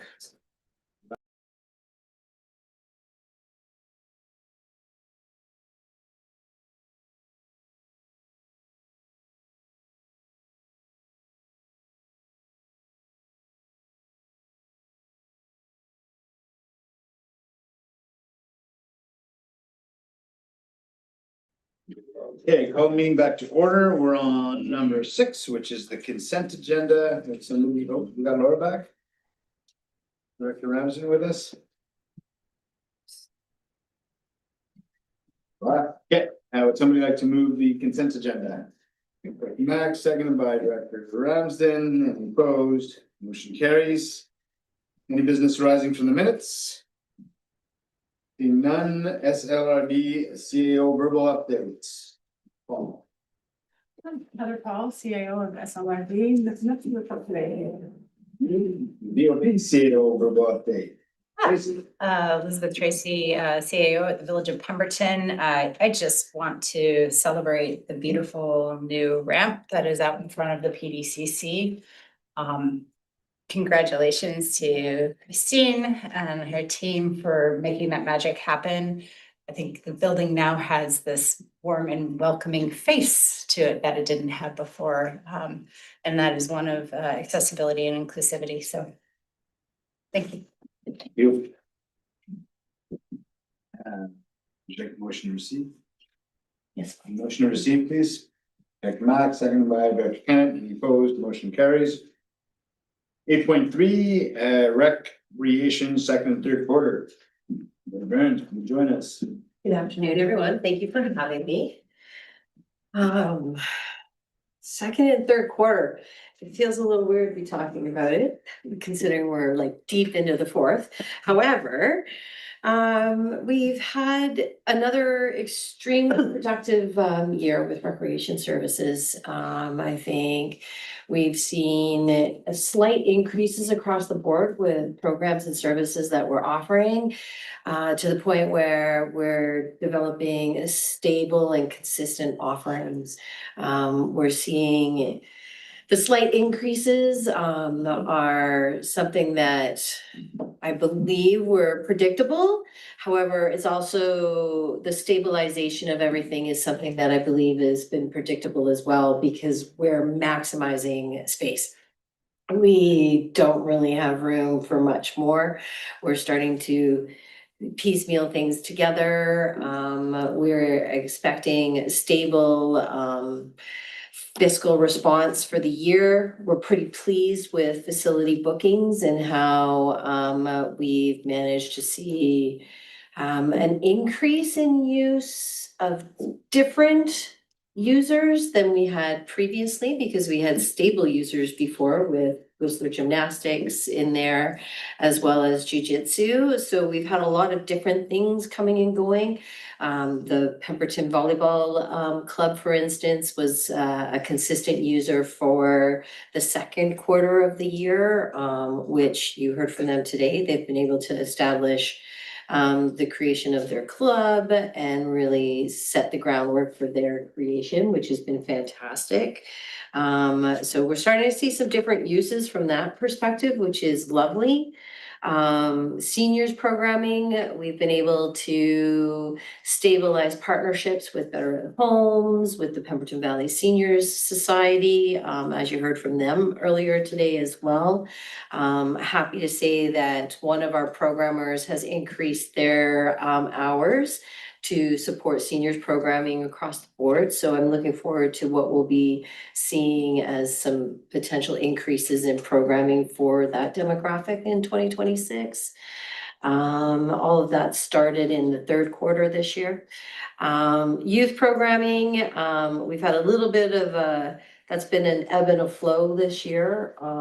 We have had a transitioning in staffing, which means maybe not necessarily consistency for programming. However, we're in a good place as of third quarter, I think, in establishing some better relationships with school staff. And we're excited for 2026 and first quarter there as well. Fitness center use, you can see that the center's numbers, we had a slight increase in use of the fitness center. We've had a slight increases in membership sales. We're starting to see a little bit of a different demographic using the facility. People are starting to spread themselves out a little more. We are definitely at the verge of capacity for sure. We are starting to hear comments about you're too busy and things like that, but we're too busy during certain times of the day. If people come, between 11 and 2 p.m., 11 a.m. and 2 p.m. We're not really that busy, but we are starting to see we are getting busier during that time of day as well. So we are seeing growth from that perspective and starting to move people around, which is all part and parcel of the process of running facilities that are for public use.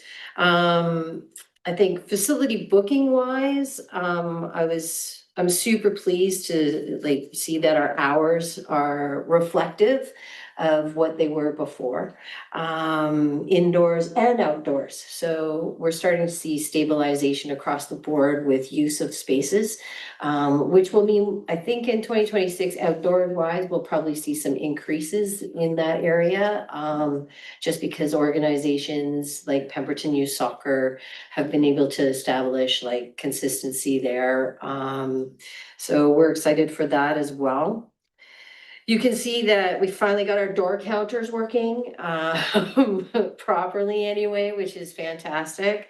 I will not lie, I was surprised to see that in third quarter, which is July, August and September, we saw an average of 416 entries per day, which I would have expected to be a little less than second, where we only saw about an average of 398 visits per day.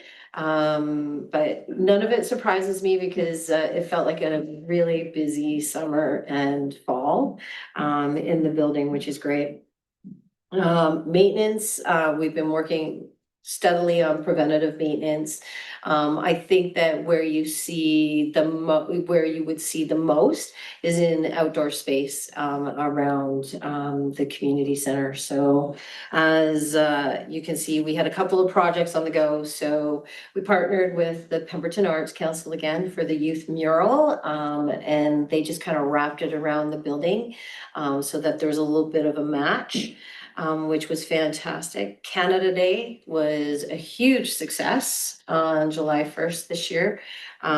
We have done some slight projection of what we saw from a numbers perspective on July 1st, and we figure we saw between 800 and about 1,000 people come and participate in the event that day, between parade participation as well as the participation in and out of the barn for just the couple of hours that we facilitated that event.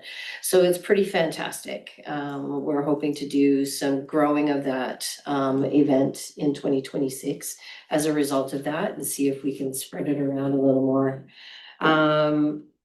The new walkway on the north side of the building was very successful because of the south side of the building. We were able to utilize pavers from the construction of the ramp on the front side of the building to complete the landscaping on the north side of the facility between PDCC and the rec. I'm really pleased with how it looks. It kind of looks like what it should have looked, I think, at the completion of everything. So we're really excited about that. And then the accessible ramp started construction at the tail end of second quarter and or tail end of the third quarter, sorry. And as you can see, as you drive by, it is as complete as it can get. For this time of year. It will be more complete in the spring. We'll have to carry over some of the project for landscaping in the spring, which will definitely add a whole new aesthetic to the environment. I think there's a couple other things that you'll see continue to be installed here in the next couple of weeks, because the benches that we ordered and seating and things like that have arrived. So there's a couple of other things that will complete that piece. But yeah, busy second and third quarter. So if you have any questions, please feel free to ask or comments. Thank you, Ms. Burns. Director Matt, go ahead. Yeah, just on your front entranceway, it looks really, really good. When you think about it, that should have been there when they built the thing, but anyways, it looks really, really nice. And like you say, once it's all landscaped in the spring, I think that'll make that whole front end look really nice. Yeah. And really accessible. So it's, well done. Yeah, looks good. Well, thank you. I mean, none of this could have been done without the support of both SLRD and the VOP. This is our accomplishment. So thank you for the support on all of that. I just have a question about, is there anything, where are we with the children's playscape? Is that happening at all? Is there any room left? Or Yes, yes, yeah, so I think that you will, we are looking towards 2026 and taking it to another level. It will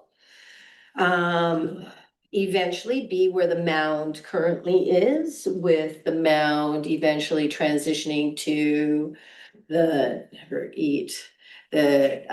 southeast corner of the Great Lawn space. I think we are working towards just trying to secure some additional funding. We have some grants that we're going to be applying to in the new year. I don't anticipate it going in the ground in 2026, but the goal would be for spring of 2027.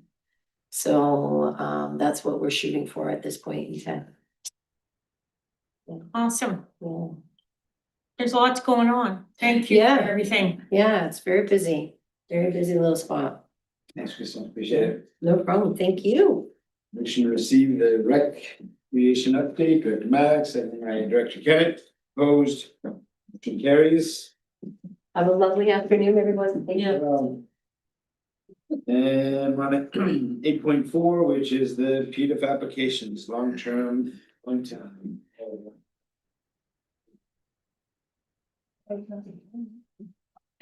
Veronica Lee, project and program coordinator.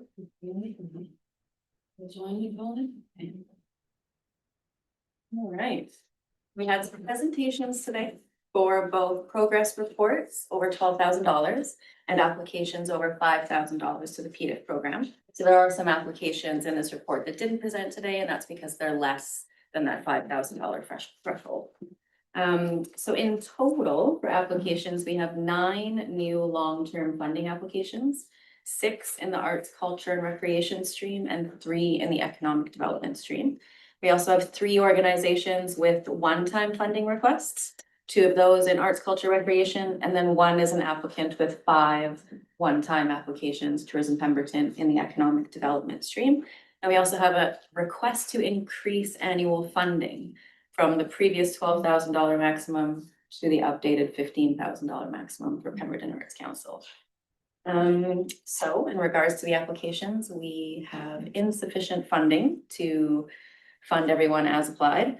The PVUS policy does state that organizations can apply for 50% of their budget with the PVUS program. So we did apply a 50% threshold to these applications for this report's purpose as a recommendation for funding some of them. For arts, culture and recreation, if we put that 50% threshold and increase the requisition to the maximum amount, we should be able to fund all the applications. However, in the economic development stream, even if we bring it down to 50% and raise to the maximum, we'll still be short for funding. So we'll need to do a bit of a combination in the economic development of solutions to fund those groups. A scenario that we didn't include in the report is the organizations asking for large amounts of money could possibly be considered for a tax requisition service through the service establishment policy. Yeah, did you want to go through all the scenarios, or do you guys want to jump into applications one by one?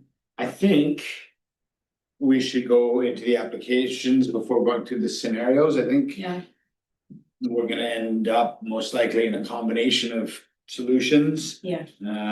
So yeah, I mean, thank you for that report. I think just to add to it, you know, we're obviously in a position we haven't been before, where we're oversubscribed. We have more people asking for more money than we have to give out.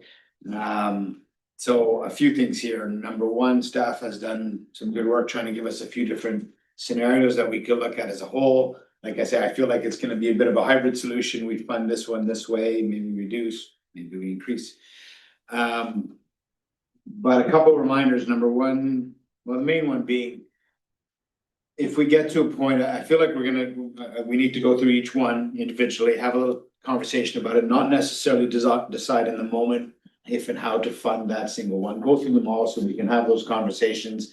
We might throw a couple scenarios back at staff. We don't have to decide on all this today. If we do want to, you know, again, we're gonna go around the table and come up with some ideas to see how we can try to make this work. But yeah, if we get sticky and we need some time to think about it, or we need staff to crunch some numbers for us to bring back, then we do have that possibility. So just a reminder of that. Obviously, I mean, we sat here and listened to the presentations. We would love to fund all of them and more. They're all doing really good work. So we're gonna have to make some tough decisions somehow, some based on how our policy is written, and just find a way to navigate this. So yeah, I would suggest if everybody's good with it, that we go through each one. And before we get into, do we have any more presentations that are going to be coming to us, or is that it? We did it all. We did it all? Yes. That's up first. There's only one that could have been bumped to just progress report for WAG. So we just did it all today. Okay, so we've seen all our presentations. Yeah. All right. So our first application is the Pemberton Volleyball Club. They are in the arts, culture and recreation stream, and they're looking for $9,800 a year for 5 years. And they do come in under that 50% threshold as well. There's no real changes or edits to the application that we. Thank you. So again, we could talk about each of them at whatever length we need to. One of the things we're facing this year is a lot of new applications. We've seen increases before, or requests for increases before, but we have a number of, what did you say was 9 in new? 9. That's a lot from this fund here, right? This being one of them. So yeah, again, we don't have to decide on, but if there's any thoughts or comments on this particular application, now's your chance. Anybody like to speak to this one? Well, it sounds really an exciting program that they're trying to do. And it's sort of a separate from school as well, and it's kind of a balancing act there, isn't it? And these are the sports group, like the volleyball, the gymnastics, these are all not profit, right? There's no pubs. Director Ramsden, go ahead.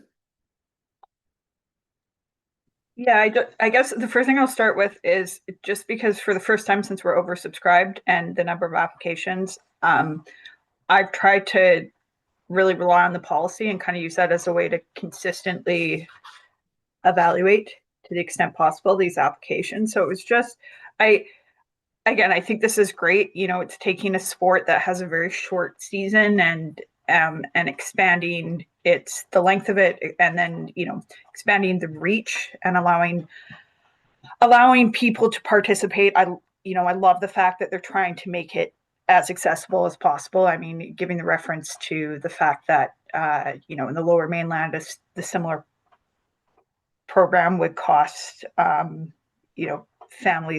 $4,000 to $6,000, if I heard that correctly, and last year they did $900. I will say one thing, and it's just comment, and I'm willing to be corrected on it, moved on it. But I mean, one of the things in the policy we do talk about is that PDIF is not supposed to be a long-term source of funding. The idea, we give points, for lack of a better word, for the idea that the funding that we're providing is allowing organizations to look into more long-term sustainable funding, and in some cases to leverage the funding we're providing in order to obtain additional funding. I'm not seeing that so much. But I think it's worth noting. I mean, they're in their infancy as an organization. My hope would be that if we, depending on what we do provide for funding, that there is some looking to taking that funding and helping them establish additional sources of funding to increase their long-term viability. Thank you for that, and that's I think really good comments. I wanted to mention that as well, that we're here, like we said, to support these groups. We don't want to build a situation where they're dependent on us, so that as we've seen an increase in demand for the fund this year, let's say that increase goes up again next year. And if any of these organizations are fully dependent on us, and we have to reduce their funding, then we're putting them in a position, you know what I mean? Like, and that's why they apply for long-term, but I just think it's a valuable comment that we're here to support and not be the primary funder on some of these groups. Yeah, thank you. Go ahead. Yeah, I'm getting the impression that some of these groups are looking to us to be the funder of their organizations. And that's wonderful, but we don't have excuse me, we don't have the money to be able to do that. So I think they have to realize that, I mean, whatever, in my mind, I would give them as much as we possibly can within the scope of how much money we've got. And over and above that, they've got to go and look elsewhere and make that, see if they get funding from whoever. They need to factor that in to their long-term plan, 4 years, 5 years, whatever. So from us, they will get a percentage, and then from somebody else, they need to get a percentage. Leverage the funds that we've. Yeah, exactly. supported with. Because when I look at some of these, I go, oh my God, like I said, I'd love to just say, yeah, just support them all. And let's go. But the fact is, there's going to be other issues coming forward throughout the year where people are going to need money for something. Something always pops up, right? So. I agree. The idea is that they use our funds to help leverage to get other funds, so that once again, they're not that supportive on us. Yeah. And I get it, like, we want to provide low barrier sports. I mean, be it volleyball, gymnastics, basketball, we want to make sure that it's low barrier. You look at different communities, they're funded by clubs, they support, you know, it's a tough one. We can't compensate for all of that, for sure. So I think what we'll do is we'll go through them all, and then we'll go through them all again and start to add some dollar values to them instead of trying to do that right off the hop. We could just provide comment on each one and then sort of come back around. We've got like a spreadsheet here too that we can put in sort of some tentative numbers and give you an idea as we go, as we adjust them. Okay. And I, you know, as people were speaking, as we're talking around the table, I made my little sheet of going, okay, this is what they got, this is what they asked for, using the table staff gave us, and here my mind is somewhere that maybe we can, you know, so we'll go through the list, and then I think we come back and we start to plug in some potential numbers into that spreadsheet. Does that make sense? Yep. Okay, so if there's nothing more on the volleyball, yeah, fine. Okay, great. So the next one is the Pemberton Valley Seniors Society. So they have been reduced to that 50% threshold. They applied for $15,000 a year in funding, which was 68% of their budget. So taking it down to 50, we put their application at $10,900 a year for their luncheons. Yeah, and they were a one-time recipient this year, so it's a continuation of a previous program that we funded. So they do fit into that 50%. Okay. Any thoughts specifically on this one? Well, I would say that we should, so you gotta kind of prioritize the people that are asking. I would say that these guys are at the top of my priority list. So we give them as much as we possibly can of their ask, because they provide a great service. I mean, they all provide a great service, but they provide a great service for the seniors of this community who have built this community. So yeah, my thing would be, we give them as much as we possibly can, and then we go to the next one. Okay. Oh, Director Ramsey, go ahead. I was just going to say, so again, when I was looking at it, you know, I do see that, you know, the funds that they're looking for are going directly to these luncheons and other social events. And so, you know, does it, you know, they're not using the funds to leverage additional fundings, but I think if we look at the other criteria, I think, you know, this in a sense scores really well. It's providing it's providing an incredibly valuable service to our community, and I think especially the social aspect should be it is worth highlighting. There's, you know, a lot of science coming out now that is talking about the impacts of social isolation, and in terms of longevity and health, how important it is to maintain to be social, you know, to meet with people, see them face to face in activities, particularly again as it applies to seniors. So to my mind, there's what they're providing is incredibly valuable. And like I said, again, everything we've heard today, it's all value added to our community. And unfortunately, we're in a situation where we do have to prioritize some applications over the other to some extent. And so for me, I do see this as highly beneficial. Okay, thank you. Good on that one? Me. Okay, so the next one is the Pemberton Youth Soccer Association. So they were one of the ones under 5,000, not here today. And they were a little bit over budget as well, so we bumped them down to that 50% threshold. They were requesting 5,000 a year. We put it to 4,562 to be at 50% level, and it's to support their jamboree events. And they're looking at 5 years. They didn't have any previous PETA funding, but Maybe they had select funds previously though. select funds, and also, I guess my question is how do we support them in terms of fees and usage of our soccer fields, and if you can help us with that, Tracy, off the top of your head, but I believe they don't pay fees or anything on the use for soccer fields. So it's kind of waived, just like we waive community center fees for other groups, I would say.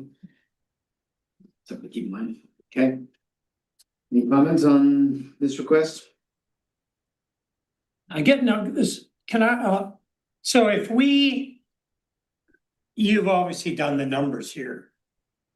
So if we were to take all your recommendations of how much each item here can sustain, sort of thing, do we have enough money to cover what you, like, say the 50%?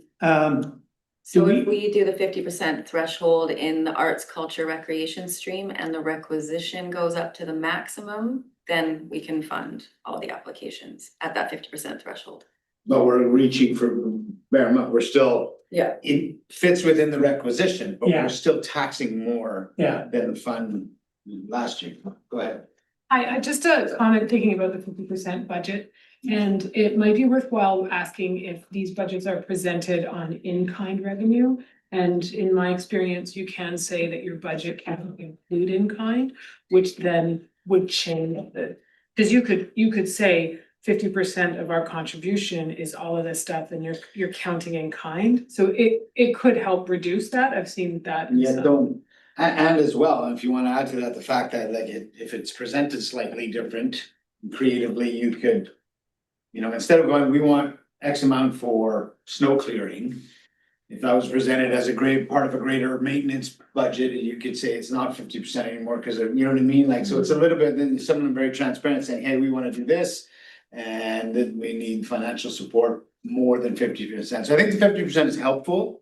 I think it's a bit of a guideline for us to run with, but I think there's some room for interpretation in there in terms of, like I say, how the numbers are presented. Like, if people wanted to get sneaky and creative, they could have, shown it only comes in at 40%. Are you saying creative bookkeeping? No, never. Is that what you're I'm saying? saying that people have been very honest in their asks and then showing what they need to Yeah. run, and we need to, 50% is helpful, but we need to decide based on what we could afford and based on the big picture of all these funding requests. Personally, I'm more open to that than being rigid on something like that, or being, universal and going, okay, let's drop everybody by 20%. Their requests, that to me doesn't. I think we need to look at them one at a time. I think it's back to prioritizing. Yeah, we prioritize, we go through the list, we add up what we get at the end of this, and we go, yeah, we still have room, or we're short, what does it look like? Does that make sense? Director Ramsden, is that a new hand? Go ahead. Yeah, also I apologize, I realized my audio is on. I'm rocking a child in the background with my foot, which is that sound, if you can hear it. But so just in terms of the general discussion that's going on right now, I mean, having looked through all of these applications, we were presented with options of, just kind of doing a universal reduction across the board in order to meet it within the current funds that we have. I would say I would be, I'm not entirely supportive of that approach, and like that we're looking at each application individually. and weighing it on its merits. With respect to the one that's in front of us, the Youth Soccer Association, I know that they have mentioned that some of this funding would be looking to go after additional funding to help support them with that. One other thought that I'm raising now, just kind of to the group, and it's a thought in general, is again looking back at the policy. One of the criteria is, that the organization is providing unique experiences or new approaches to address community needs. And I want to say I'm very supportive of sports, and particularly youth sports, but I do think it's also worth noting that, of the applications that we have in front of us, multiple of them are for youth sports. And so in my mind, like that's one of the things that I'm factoring here, is that, this is specific to soccer, but it falls under a category of, in my mind, like it is youth sport and recreation. And so I guess I'm putting it out there to see if there's any disagreement with group, or thoughts on it, is that for me, a number of these applications, because it's, another offering of youth sports, that's a factor in my ranking. Okay, thank you. Any more thoughts on the soccer one? And I think it's worth noting that they have a huge membership as well, and they're asking for Just to clarify, they pay the nonprofit rate for field use. Okay, thank you. Volleyball as well. All right, thank you. Okay, the next one is the Pemberton Farmers Market Association, which is a good example of the variance in budgets. So they've applied based on the budget of one part of the farmers market, which is $8,000. So they applied at 100% of the budget they provided. So cutting them back to that 50% threshold cuts their request in half to $4,000 for 5 years. Yes, for like the music and the events and the kids' events at the market, which is obviously a larger, yeah. And see, I struggle on that one there, the policy taking us down, we're looking at the policy for some guidance, the 50% threshold. This is the first, I think the only one where, not only comes in as less than what they're asking, but less than what they were getting, right? I think it's. They're getting $6,000. Yeah, everything else, some of them we definitely in this table show less than what was asked for, but this is significantly less than what they actually received last year, so I struggle with that a little bit. Yeah, so they were getting 6,000 per year, and we're now saying 4,562. We're getting 6, I think they want 8. They want 8. They asked for 8, and the 50% threshold puts them at 4, so to me, that's where the threshold doesn't work. So do we, that's a sick. the threshold, do we have to follow that? No, it's just a guideline. It's a guide.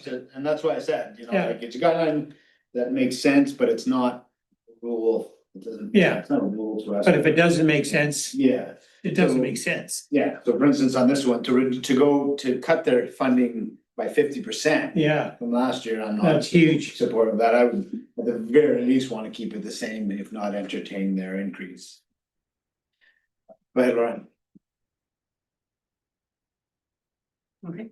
I get that point, but I think it's also worth considering that, I mean, the previous amount that they were funded was based on, at the time we had the funds, we had less applications. We're now in a, it's a new round of funding that they're applying for, and there's, arguably more funding, but there's more people to spread it to. So I do get your point that, previously they've received more, but we also have to consider in the context is that arguably per organization, there's now less money to go around. And so that would just be my only comment with respect to that.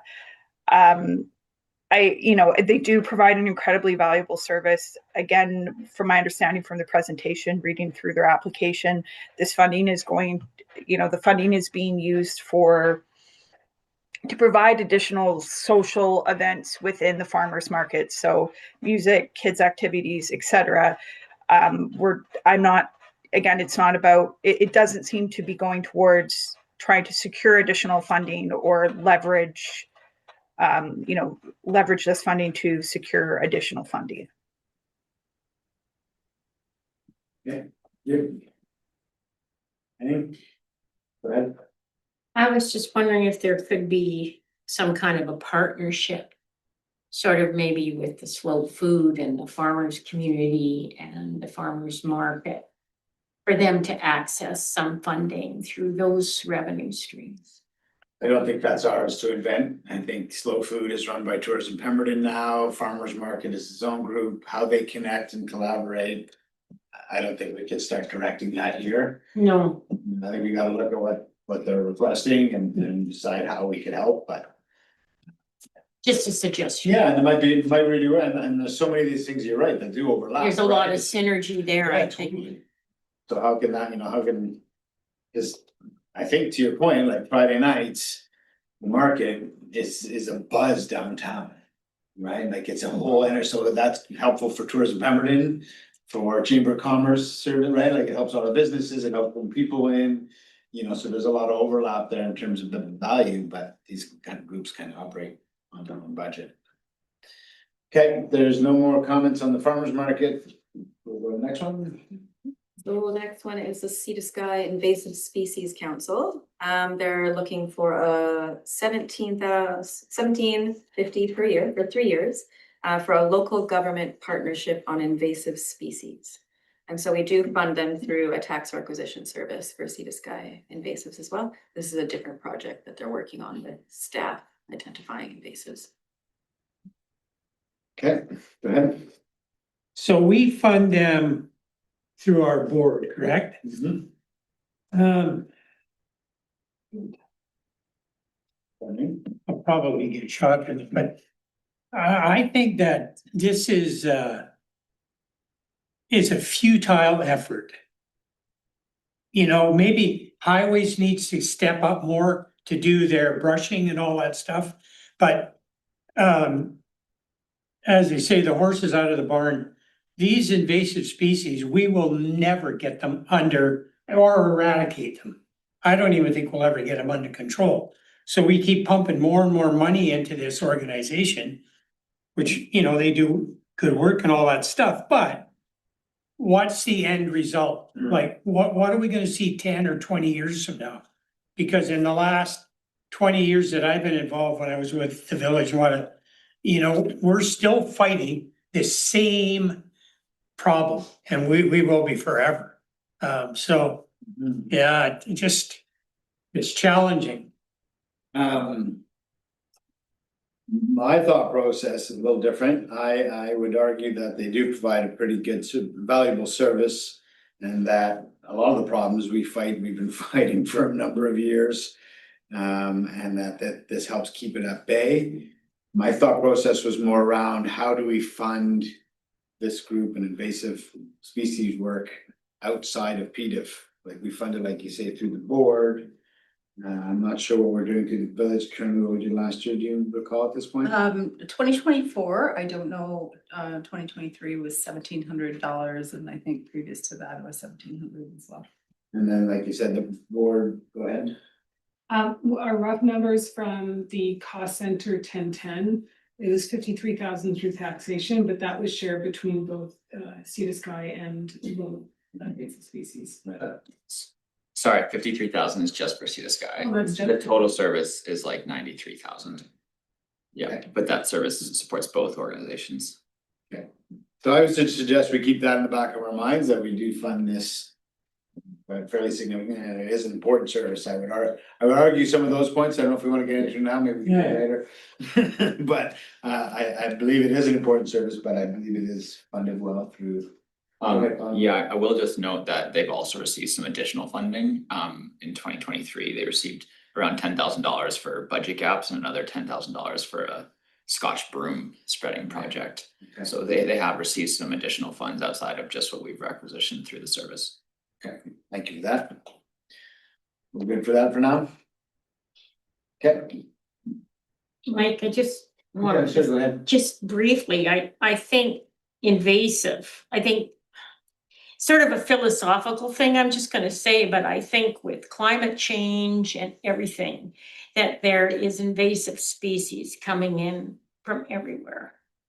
And I think it's a pretty difficult thing for a group like ours to try and fund what needs to be funded, right? But not to say that what they're doing isn't important work, because it is, but there again, maybe there can be a collaboration between the farming community and the biologists on, some big board on the sea to sky or whatever, I think it's,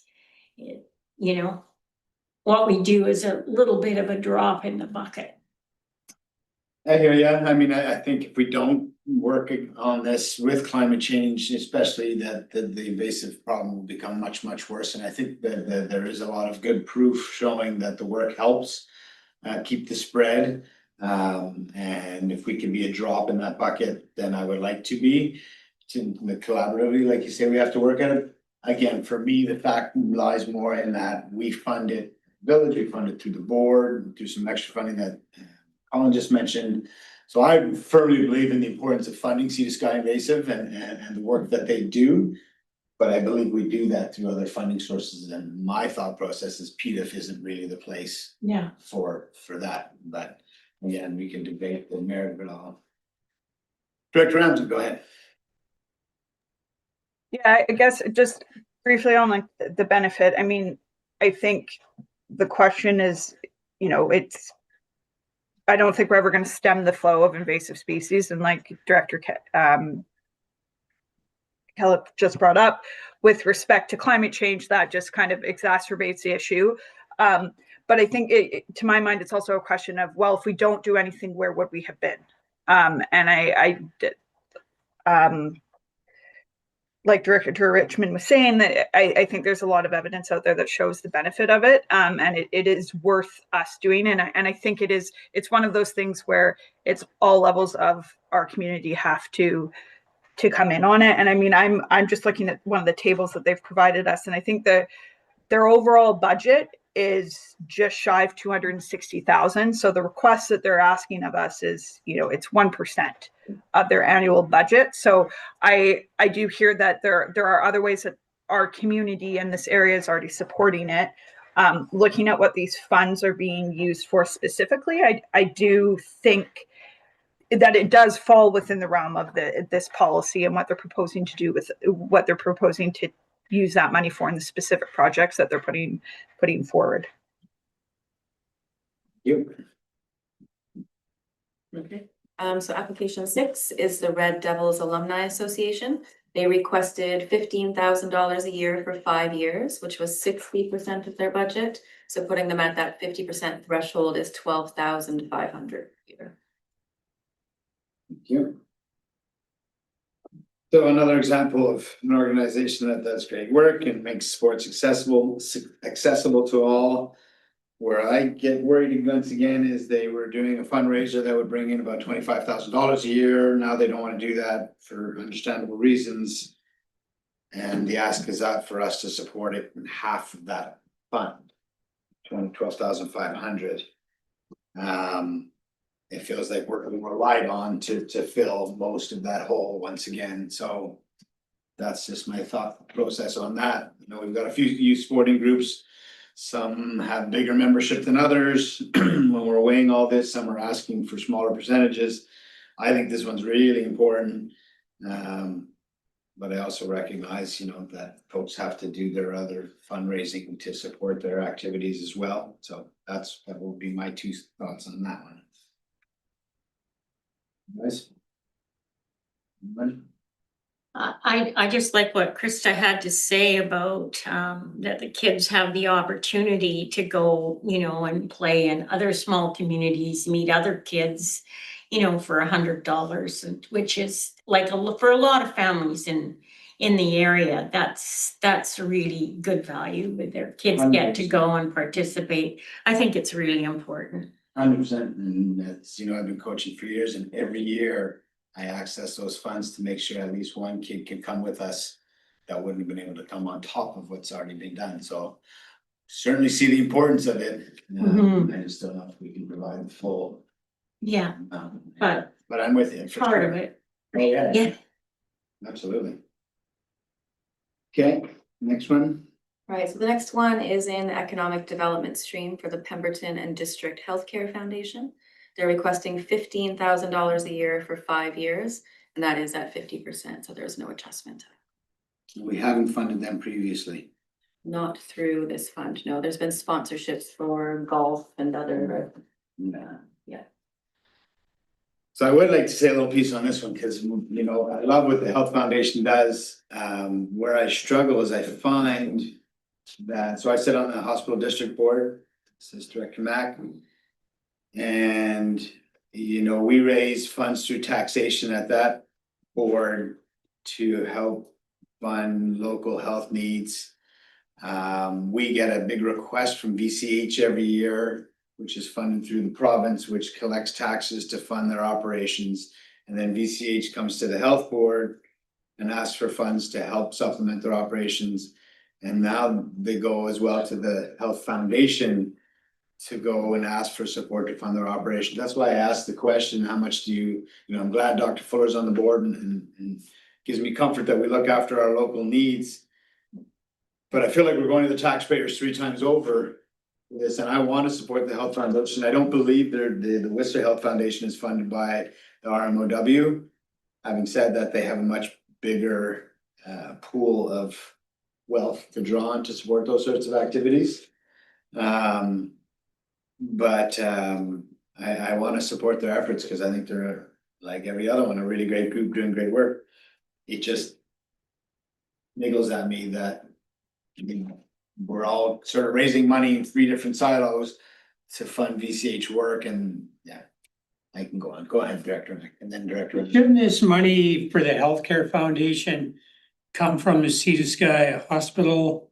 Like that fund that we have administered by the board? Yeah, I can speak to that. The hospital district is governed by the Hospital District Act, which doesn't allow the same like granting of funds for operations. It's kind of like that, the Harrow Road project where it has to be designated the health facility. So the hospital district is much more limited in what it can fund, and it wouldn't be able But to. see, then so Vancouver Coastal Health or whoever is trying to go around the. I go around, You know, I think it's interesting that they have a budget given to them and they come forward and they go, okay, this is what we need for Sea to Sky, and this is our budget, but it's not gonna be enough, which is never enough. No. And again, a lot of the projects they come to the board with, I'm happy to support. There's others that are like, that's part of your operations, you guys should just make that part of your budget somehow. So again, province collects taxes, sends VCH with a limited budget, VCH goes, we don't have enough to operate our health services, come to us, who collect taxes, then come. I don't know, it seems broken to me, but, and again, it doesn't mean that I'm not keen to support the Health Foundation Yeah, in it's any just- way. It's just a method. Yeah, and it feels like we're Yeah, triple yeah. dipping on the taxpayers. Yeah. To pay for these. Director Ramsden, go ahead. Yeah, I was just gonna echo it. I love the idea of what they're doing and clearly, you know, supporting our healthcare system, but it does, like, I'd say it almost feels like it's like you're going back to the community 3, if not 4 times, because it's supporting an executive director position in order to oversee and manage this large campaign that is then going to be looking, you know, to raise additional monies from the community. And I guess to echo what I'm hearing around the table, this is also something that I struggle with. I do like their idea.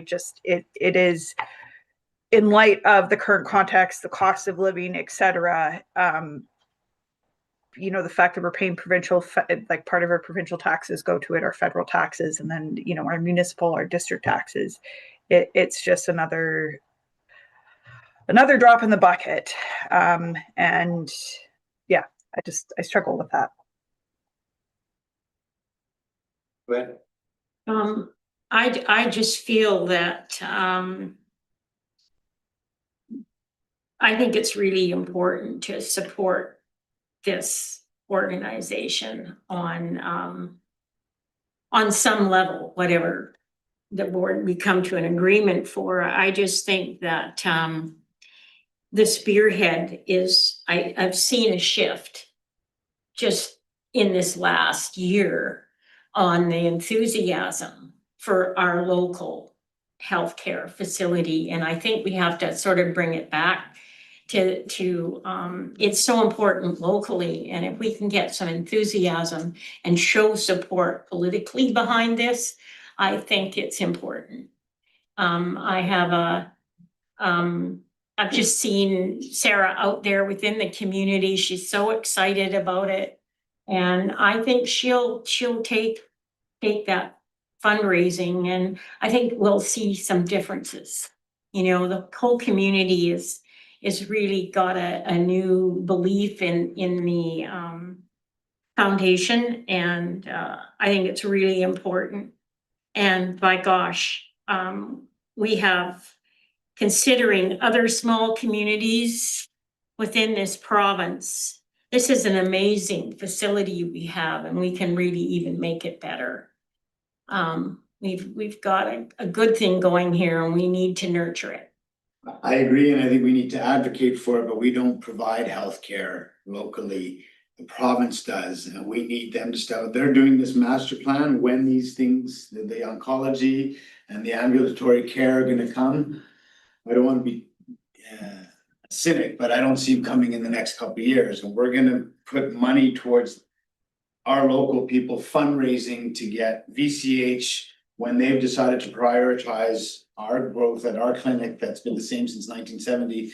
You know what I mean? Like, it just feels like we are supporting awesome community members who are working their butts off to do VCH's job to a certain degree. And I think we need to know where we place our efforts, supporting our clinic, supporting the growth, of supporting the needs that we have at 100%.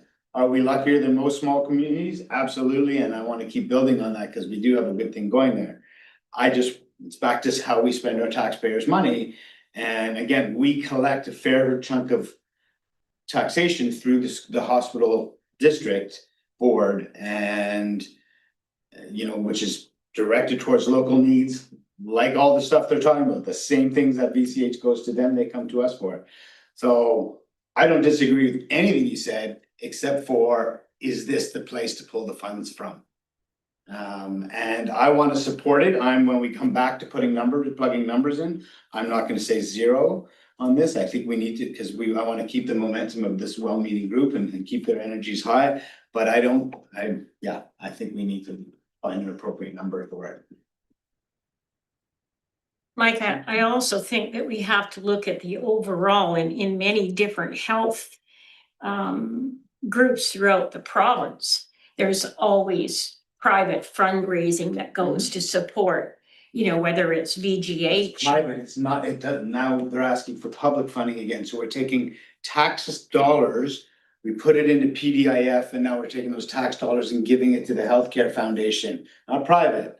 Tax dollars, which we're doing 3 times over. I understand that, but I'm just saying that I'm sure a lot of their directors are paid on some level from tax dollars. Okay. Sure. I just feel like I said, the Western Foundation is not funded by the RMOW in any way. Again, they have more donors they can go to than we do in our community. So I totally see the need and the good work of a health foundation. I just wonder if they should be funded through taxation, because we already do that twice. We do that provincially to fund VCH, and we do that locally to fund our hospital district board and the work that they do. So I don't know if we should be funding it 3 times through taxation, not because I don't think they're worth it, but I just don't know if it's the right spot. Or at least not in the entirety that's being asked, that's for sure. I agree with what you're saying, Mike. I mean, I think like sitting on our hospital district board and having the Vancouver Coastal Health people come on a yearly basis, and they'll be coming shortly, asking for more and more money every year to run their operation. when the province, when they give that budget number to the province should negotiate it, but they should supply that money. And then they come and ask us what we need. But they always come with a wish list of, oh, we need to do, you know, some of the stuff is ridiculous. It's just maintenance, right? Yeah. But they've got it down now where, yeah, they're double and triple dipping off the same people. And then, I mean, I don't wanna paint them in a bad light. I think VCH is doing great work trying to provide us the services. They're doing it on a budget that's insufficient, provided to them by the Yeah. province to begin with. And Well, the that's why- province isn't and that's why supplying- hospital district boards. The province is not supplying them with enough money to do what they need to do.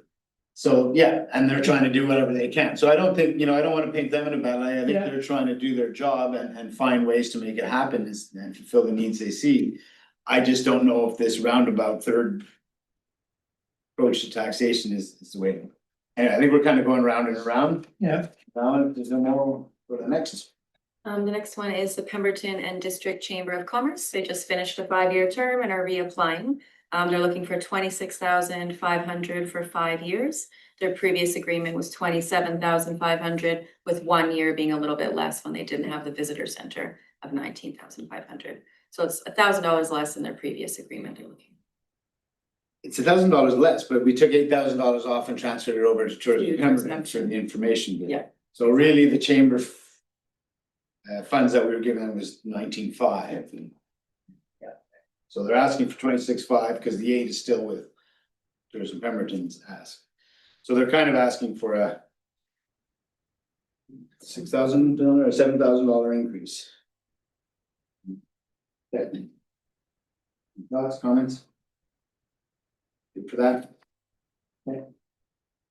Okay, so the next one is Pemberton Animal Wellbeing Society, PAWS. They're in the middle of a 5-year term where they receive $15,000 a year, and they have come to request $40,000 additional a year for additional staff at the shelter. Thank you. Thoughts on this one? Well, I fully support what they do, but I mean, we're getting now like, at one point it was a volunteer organization who did wonderful work, still do all that stuff, but now it's getting to be a full-time business position, whatever, and it's back to, is this the proper place to be coming up with those kinds of dollars? Like, should we be doing a service area? But then when you hear or listen to the folks that run the place, like, so WAG and Whistler, PAWS, the Lillooet folks, we're all interconnected here. We've got animals moving around from all these different organizations. Should the province be more involved in this, in funding this, or the SPCA or somebody? I mean, I know that's wishful thinking, but it's getting to the point, like in my mind, where this is these asks are getting extremely high. So The big portion, it's a big percentage of the funds we have available, 40 grand. Right? Yeah. Director Ramsden, go ahead. I had a question, I guess, first off, just to clarify. So they're in the midst of a funding agreement with us, if I'm reading this correctly, from 2023 to 2027 at $15,000 per year. So in addition to, for the next few years, if we were to approve this, we would be giving them the $15,000 a year. We're already giving them plus an additional 20. So essentially they'd be getting $35,000 from us per year. Plus an additional 40, so 55. Oh, sorry. There we go. I don't know where I got the other one. Okay, so we would essentially be providing them with $55,000 a year. So, yeah, I guess the service that PAWS and WAG provide to our community, I think is really important. And yes, it would be lovely if the provincial government would step in. I don't necessarily see that happening anytime soon. And, you know, maybe to contrast it when we were talking about the foundation is, I mean, this is a service that, you know, if it didn't exist, there's no other provincial service that is sitting there behind it. So it's really addressing a need within our community. But I am wondering, and I don't know what is required for it, but considering, you know, essentially what we would be considering at the end of the day is, or we would be funding, is something like $55,000 a year towards them. If this is something where we do need to be looking at like a service area agreement. You know, I think there is community support very much for everything that these organizations do, but given the scale of the requests and the scale of their operations, I'm not sure if this is, I mean, yeah, I'm not sure if this is a place to be funding it through anymore. Thank you. Yeah, I hear you. I mean, a request this big, you know, and then there's a couple others that are starting to get to that point, you know, like Tourism Pemberton and Chamber combined. Is that an economic development sort of service area that we should be creating to support these groups in the future? You know, we haven't gone to Tourism Pemberton, but you heard Gus's comments about, well, other communities fund to this amount, and you know, again, all the groups are doing great work, but I wonder if those are the two that come to my mind is PVUS, because it is such a big ask to run this. And economic development, or if these are service areas that we should be considering creating and paying for that way. We do know that creating service areas take a long time, and there's a queue for creating service areas, as we know, so it's not something that would happen very soon at all. But if it's something this committee thinks that we should be looking at for the future, that it's definitely not gonna help us with this year's budget. This year, we gotta figure out this year and probably next year, but if we would like to consider service areas for economic development or for PVUS or any other, then we could put that on as a motion to consider getting in the queue, for whatever that looks like. Is that fair? Does that make sense from staff perspective, the way I laid that out? Yes, I would say that one of the first steps of that queue is a feasibility study, which costs money, so perhaps staff could come back with some recommendation. First step has to be a feasibility? It doesn't have to be, it's recommended a feasibility study, which helps quicken the groundwork afterwards. Right. Yeah, well, that's something to consider if we look at putting them in the queue. I'd like to hear more about that. I wonder where we need a feasibility study or we would. In the short term, for now, since this service area would take a while, this is a big ask for the portion of our budget. And the other thing that comes to mind, and that's why I asked the question, is how, you know, it's kind of like the invasive species. How much are we overlapping with WAG in terms of funding both? Should we be putting WAG funding and putting it all on pause, or? But I do know that WAG continues to support the Pemberton Valley with their operations, even, you know, they supplement pause. So I'd be hesitant to do that, but I'm just saying, I'm just throwing it all out there that it's a lot of money. None of which is very helpful to this conversation. I said it. And Well, I like the idea of getting in the queue. I don't know. With feasibility study, that, you know, it's somebody that, you know, borrows your watch to tell you the time, right? But I use it. so, but I know now that's the way things work. Whether you agree with it or not, but I think it's important. I think particularly for the Chamber and Tourism Pemberton and WAG and that, to maybe have a solid funding. So if we wanted to consider making motions to have, or if we wanted to make motions to consider adding these service or creating these service areas and adding them to the queue, with the next conversation then go to the board for what that looks like, and therefore how it sits, or, you know, in terms of, I don't really want to get bogged down in, because I tend to agree. I think looking down the road, we should consider this in a more sustainable way, right? Which is like having long-term funding for economic development, maybe for this as well. I don't want to get stuck in a full conversation about service areas right here today. So my question is, would that be a conversation that we bring back to PVUS or what that would look like? Maybe let's do it that way. Before we make a recommendation to the board. Director Clark is here, who oversees the service establishments, and who makes some recommendations. If both options are there. Alright. Thanks. I think that we definitely need some more information, so perhaps there could be some information brought back as a first step. And that could be brought to PVUS if that's, but just some more information. Kind of hitting lightly perhaps on some of the areas that's in the service establishing policy that we know. Okay, so maybe we'll do this when we've gone through, whether we finalize it today and put some numbers in the spreadsheet at the same time, if there's any of these areas that we want to consider as service establishment areas, we make a motion at that point to have staff bring back a very top level, a high level information report on in terms of what that would look like. Does that make sense? So we'll do.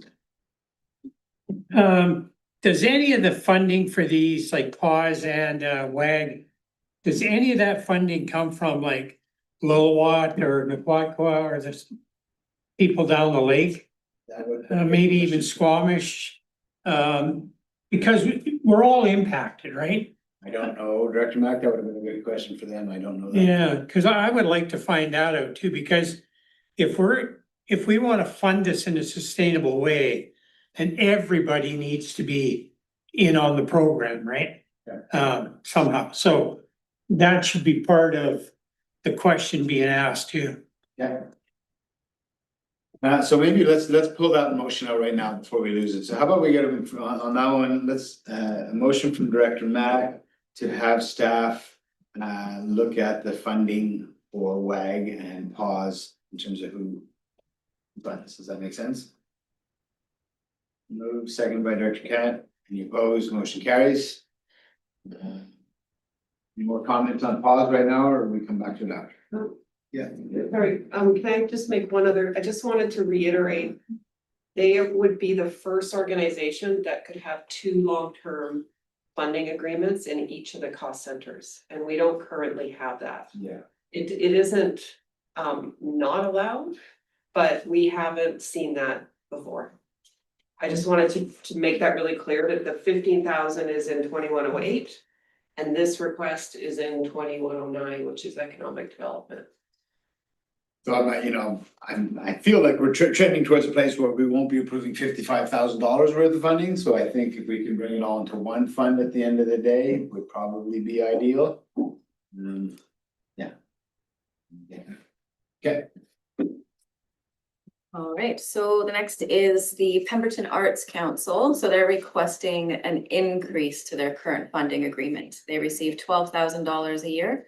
They have 3 years left in their agreement, and they would like to bump it to 15,000, which was our increased maximum within the policy over this last year. It's definitely a group that leverages funds to go after more. I'll say that. Any thoughts on this? That ask I can live with.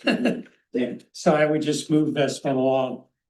Keep it in mind, we'll go through it Yeah, at the yeah, end, but okay, I would tend to agree. I think that's a Yeah. moderate ask. I think they Yeah. leverage it really well and provide more than Yeah. that sort of riches for the community. Okay, Okay, and now we're into a one-time funding request from Whistler Gymnastics. So they requested $7,000 for the air conditioning system, but they also provided 2 budgets. One was sort of a lower end option and one being the full option. When it comes to the lower end option, we would decrease it a little bit down to the 50% threshold for their request, which would be $4,240. Or if we give them the $7,000 towards the large, better system, then it is under the 50% threshold. okay. Thoughts on this one? Go ahead. Yeah, so I think that just looking at this to say with the $7,000 ask, to me, for what they're at or using it for, that's not a huge ask. And what it does is it makes the facility more usable. So I think that's a good investment. in their club, obviously, but also in our facility. So there, when they install this air conditioning unit, is it a portable unit or is it tied into the system? Because there is air conditioning in the building now. So how does that all work? Anyways, is that gonna be a sort of a bonus to us as a community of having better air conditioning in the building? Well, basically it opens up their programming, so they Yeah. can get offer more programming. I mean, they're, you know, they also, just bear in mind, they are in for a $12,000 per year long-term funding on top of that. Yeah. Just, But this is a 1 year. Yeah. Yeah. yeah, Director Ramsden, go ahead. Yeah, I guess I would say is, while it doesn't, they're not directly spending money in terms to leverage additional finance. As I pointed out, is with this unit put in, it means that they can offer classes kind of, within all of their regular hours of operation, which is going to allow them to not only provide more services, but generate more revenue. And well, I am cognizant of the fact that we are already funding them $12,000 per year for 5 years. I do see this as, they just moved into this facility. So I think the fact that this cost has come up unexpectedly, they weren't going to be able to know that until they had actually done a summer in that new facility. So that's where I'm a bit more comfortable. I'd be very comfortable considering this request, even in light of the fact that we're receiving long-term funding. Yeah. All good points. I mean, again, where I struggle in general is when people, like, we fund a group and then they come back for another round. Sometimes it makes sense because it's an event, it's a one-off, it's an unexpected, and Director Ramsden just said on this one. It's also part of those, like, I think we need to finance groups and they have to prepare themselves for their financial realities from there as part of what we say when we can't fully support the groups. They have to be self-supportive too, so, yeah. I think I think this would be the air conditioning would allow them to better their business model and therefore produce more funds and offer more services. And stay in the building. Yeah, we give them $12,000 on top of that, so we'll consider the number when we get there, I guess. Okay, next up. Okay, the next one is École Valley, and they're looking for some funding for swimming classes at Meadow Park. They were a little bit over the 50% threshold. They asked for $2,500 for one time, so we put it back to $2,400. Yeah, and it is a request directly from the school, like not the PAC, but we have funded them before in 2020 for the mural. We funded them for the mural at the community center for the paint. So. Because that's an interesting one to me too, right? It's a school applying as opposed to a community group. I know like the Devils alumni supports sports groups from the high school, but it's a community group. I don't know, it's kind of like the VCH conversation. Like, I don't know how I feel about tax funded organizations coming to us and asking for tax funds to their operations. I don't know. Director Ramsden, in your hand? Yeah, I guess with that question is because I mean, do the other schools in the area provide swimming classes? And if so, how do they fund those? Do we have any idea? Well, I mean, it's interesting. It's like sports in general. Like when I was growing up, it was part of the program. It wasn't extra cost. Now you've got things like Devils alumni and the PAC that are raising money for uniforms. Like it's all changed a little bit that way. So, what I thought when I saw this request was, how would I feel if it was the Parents Association from École Valley making this request? I'd probably be okay with it. The fact that it's the school district, through the school district that's asking us makes me pause. Do you know what I mean? Yeah, no, and I think I definitely agree with you on that. And so Yeah, actually, I guess because if I look at the merits of the request, putting aside who's raising it, I do see like, you know, we don't have a pool in the area, and yes, this is another, you could classify it as another sports request, but I do see swimming, particularly in this area, as a critical skill. And I do know that apparently it can be very difficult to get your kids into swimming lessons outside of school hours. But all that being said, I take your point that this is coming from the school, and I think I would feel, it just, are we going to open up a door here? Because this to me is very different from funding painting a mural. Like, that's something of benefit to the community. It's not necessarily part of their day-to-day operations. This is classes that they're offering, and they're coming, it's an in my mind, this is an operational expense that they're coming to us for. So if we grant this, are they like, does this open further? Yeah. And then does that open the door to other schools coming and requesting us for operational things? And there can always be more funding into our schools, but again, is this the appropriate place to be taking it from? Feels like a downloading game, you know, once we start paying for that and other schools want some lessons, and then somebody goes, well, just as vital is survival, and that, so. Yeah, so I guess what John, really, it's ours, we own it now, right? Yeah, and I guess what I would want to do is like almost put it on record that like on the merits, I'm supportive of this, but I'm not supportive of the fact that it's coming through the school, and that, you know, if this is something that like they've got a PAC or something like that, or an alumni association that could make the request, I think it'd be a very different conversation. But right now, yeah, I think it is problematic in a significant way that it is coming from the school. Yeah, go ahead.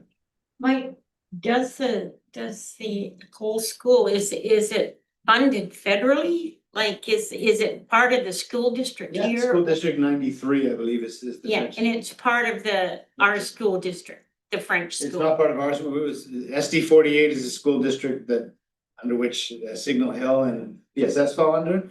École La Vallée falls under school district number 93, but it's part of the provincial school system. School funding, Yeah. right, okay. Someone told me that it was funded strictly federally. But that's not true. They might get a different they might get different breakdown in their funding because there's French first language. I don't know how that works, but the point is it's publicly funded, just like PSS and Signal Hill. There might be a little bit different, comes from the feds for French first language. I'm not sure how that works. My thing is, it's not such a big ask, really. And I think it's important to show support to the French speaking community here in the Valley, so. Yeah. All right, next one, the last one, I believe. Tourism. Last one is a 5 and 1. So we have 5 one-time requests from Tourism Pemberton. 2 of them were at 100% of their budget, so we cut them to the 50% threshold. That's the Nairn Falls snow clearing, which they still have a bit of budget left from 2025 in their progress report, because there wasn't much snow to plow this year. So they asked for 4,000, we adjusted that to 2. And then for their marketing and communications, they requested 10,000, which we've put at 5. So it's 100%. And then they're also looking for 3,500 for Slow Food Cycle, $8,000 for the visitor center, and $5,000 for a new fall wellness festival. So 23,500 total at the adjusted amount. Thank you. Any comments? Questions?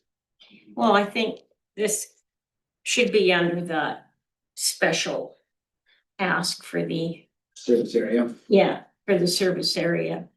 Like to get on the list for next year or whenever it might happen. What about in the meantime? Well, I don't know. Okay, fair enough. Russell, any thoughts? Yeah, I think that this should be added to the the requisition for service area too. I mean, these asks are getting we can't manage these at this rate. You know, who knows what's coming next year? But again, a service area establishment is at least a year, if not two. Yeah, for sure, absolutely, yeah. And as soon as we're done this, I'm gonna get a motion to. I think the thing is, if we fund them as much as we can this year and next year, but in the meantime, we do get this service area at least on the books and, you know, in line, so that it gets started as soon as possible. So last year, including the visitor center, we funded them for 30,000. Yeah. And this year total, what's their total ask? They would be 43,500. The adjusted amount, yeah. Go ahead, Laura. I think, yeah, it just, again, I'll say, I think this is, all of this conversation says, you know, I'd be in support of talking about setting up a regional district or the name, whatever the name that it's called, which I know I said a couple minutes ago, but it's now gone in my head. But in the short term, and I think this is slightly different from, you know, maybe the conversation around PAWS, because this isn't a long-term funding request. They are asking for, this is, you know, 5 one-time requests. I am tempted to kind of break these out individually and look at them. And I do see, you know, they're receiving, at this point, they're receiving $20,000 a year from us. And it's in the same stream. You know, if we're looking at the projects on their own, I'm tempted to, like, I think there is, the marketing communications position is worth supporting. I think that is something that it will allow them to leverage the funds they get from us, as well as other organizations, to kind of build that long-term viability and build up their presence. And I understand, you know, the person that they have in the position right now has been doing some great work, and this would allow Tourism Pemberton to keep working with them. I'm also tempted to look at, like, the funding for the visitors center operations. I think that's an incredibly important part of our town that was not contemplated when they applied for the original funding of 20,000. Last year was the first year that they took it over. So I do, you know, that is of significant benefit to our community. And I do think it's worth supporting. The other events that they've proposed, I mean, again, everything we're seeing today is beneficial to our community. There's no question. But I just, given the fact that we are already providing them so much funding, you know, if the other three, I would be tempted to say, like, you know, if we're drawing a line somewhere, maybe drawing the line on those ones. Thank you. And I like the way you break it down. My brain works a little differently. I look at the whole and go, okay, they asked for this X last year, and this is what they're looking for this year. Part of me doesn't want to get too deep into, like, each of those asks. I kind of want to come up with a number and say, you work your operations out from there and your priorities out from there. You know what I mean? Like, whether we said, you know, yes to the 5,000 for the fall wellness and no to the marketing, or no to the fall wellness and yes to the marketing, the both $5,000, whatever number we give them at the end of the day. I'd like them to work out their own operation, but that's just me. If there are priorities from this group that say, yeah, well, I think this is really important in the community, then that's, you know, you're welcome to be specific. I'm just telling you how my brain works a little bit, and I look at the final number in that context. Okay, so this is taken. Any last comments on that? Go ahead. I just want to make a comment with the overall economy.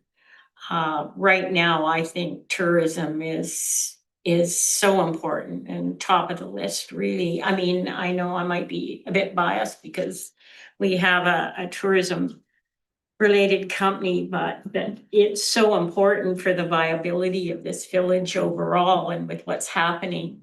everywhere else in the country and in the province with shutdowns and so on, tourism is gonna really save a lot of people's butts, I think, particularly in the area, and I think I'm in total support, so. Did you have an additional comment, Laura? Okay, so we've gone through the list. Thank you for helping us with that. I'd like to make two suggestions. First is that we start with a motion to have staff bring back an information report on what it would look like to set up a service area for economic development that would incorporate chamber type work and tourism type work. And another one for animal well-being and rescue surrounding PAWS. So would somebody like to make that motion? Is that clear enough the way I laid that out there? Thank you. Would you like, you also would like to look at WAG in there, like? Yes. Yeah. Yeah, we'll keep wagging paws in there because, yeah, it's all the same work. And to bring that back to PVUS for further discussion, moved by Director Mack, second by Director Kennett. Any opposed? Motion carries. My second suggestion would be, now that it's after 4 and we still have a couple of items, and I don't want to rush this because this represents so much work from our community members and I don't want to just be throwing darts at it because we're in a hurry. My suggestion would be, and I'm open to hear from staff if they think this works for them as well as the committee, that we go back through the list fairly quickly, plug in some numbers, and I've written numbers down, trying to listen to the discussion around the table. We didn't always agree exactly on each one, but put in some adjusted numbers here, send it back to staff, and it comes back to our next PVUS meeting. We see where that lands us within the budget, see if we have any room, if we have to cut more, or if we actually have some space left and we want to adjust some of those ones that we maybe don't agree. That make sense? So let's go back through the list and Veronica can plug it into her spreadsheet. Yeah, we got column numbers, we're ready, here we go. Okay, so application 1, Pemberton Volleyball Club. Looking for $9,800 a year for 5 years. So just as a start, and again, this is a starting point that I've done, but maybe I'll chop a whole bunch out and we'll be able to increase some after, but feel free to push back on any of these numbers. These aren't necessarily exactly where I want to land in starting place. So volleyball club, I put down $7,500 as a starting place. Exactly what I was thinking. Yeah. Good for that start. Next up. Next up, we have the Pemberton Valley Senior Society. Their adjusted request is $10,900 for 5 years. They did request $15,000. We funded them $7,000 for one-time funding last year. With $10,900 in the table, I would throw $10,000 down on as a starting point there, or any thoughts? Yeah, I would go with the 10,900 because it's an adjusted number, as from 15 down. So I think this is really important. Yeah. And again, for anybody listening, it's all really important. Yeah, everything is. Just so they know the struggle we're having right here. We don't take this lightly. Okay, next up. 10,000. 10,900, yeah. 10,900. Okay. Okay. And the next one, Pemberton Youth Soccer Association, requested $5,000, adjusted at $4,562 for 5 years. I see this as a pretty reasonable ask, $4,500. They have a huge membership. And when we look at the sports groups we're looking at supporting, it's a pretty low number compared to some of the others for the people they impact. I'm happy to go with the 4,500. 4,500? Okay. Okay. Okay. The next one, Pemberton Farmers Market. So the request is $8,000. The 50% threshold is $4,000 for 5 years. We were funding them $6,000. Funding 6. Personally, I'd like to stay minimum at 6, if not increase it for them. What are thoughts? 6? At minimum, I'd even consider the 8, but I'm looking for other Well, comments. go ahead and say it. So, okay, let's put them down for 8? Sure, and again, we can adjust and correct when we get our final numbers. Everybody good with that? Okay. Sea to Sky Invasive Species Council, $1,750 per year for 3 years. with notes that maybe. Personally, I'm not sure if it's in our PDIF funding. I'm on the fence on this one. As much as I think it's really important work, as we were debating earlier, I feel like it's funded elsewhere and belongs elsewhere, not necessarily. This is community group funds. So I kind of feel like I'd turn down this request myself. Director Ramsden, go ahead. Yeah, I was just gonna say, if it's just the preliminary, like we're throwing numbers down, I'm not sure I necessarily, like, I still think at this point, that this does fall within PDIF, so I just to keep it on the table to discuss further, is, I mean, I don't know if we put something down like $1,000 just to keep it potentially on there.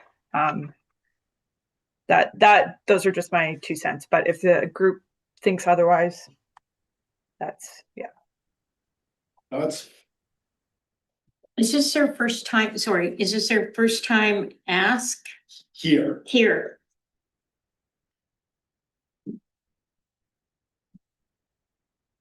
And this is managed by like the folks out at the 1 Mile Lake, This guy basically is their own group, operates through their own.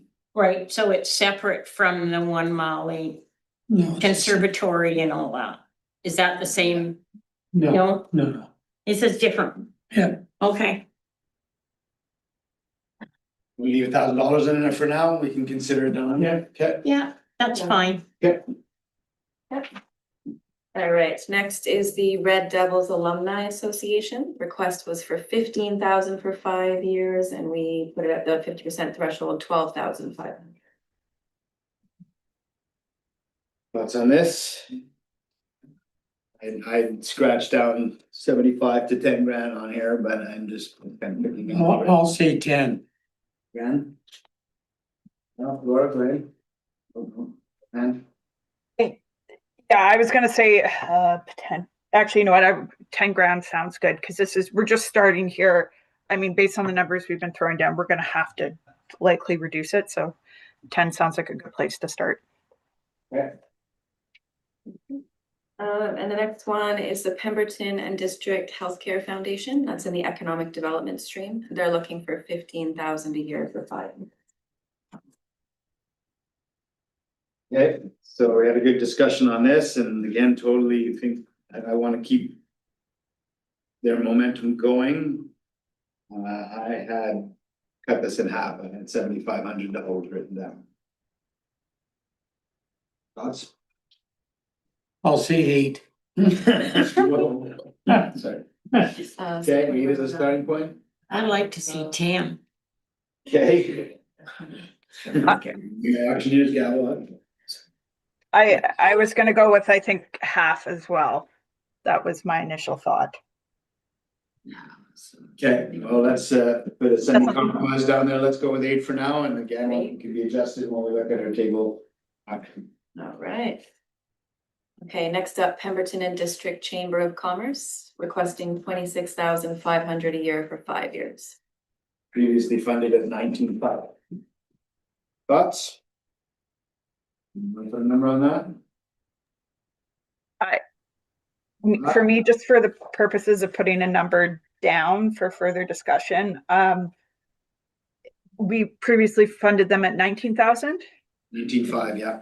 Yeah, I'd say we stick with that, just for a starting discussion. Oh, no, wait, does the 19.5 include the reduction of $8,000 for the tourism? Yeah, so They used to get 27.5, and then we're reduced by 8 to 19.5 once the visitor center transferred. So okay, now, so my proposal would be to as a starting point, 19.5. I'd kind of like to see their budget increase a little bit. I feel like they've been more active than in years past. 21.5. 2. Hey?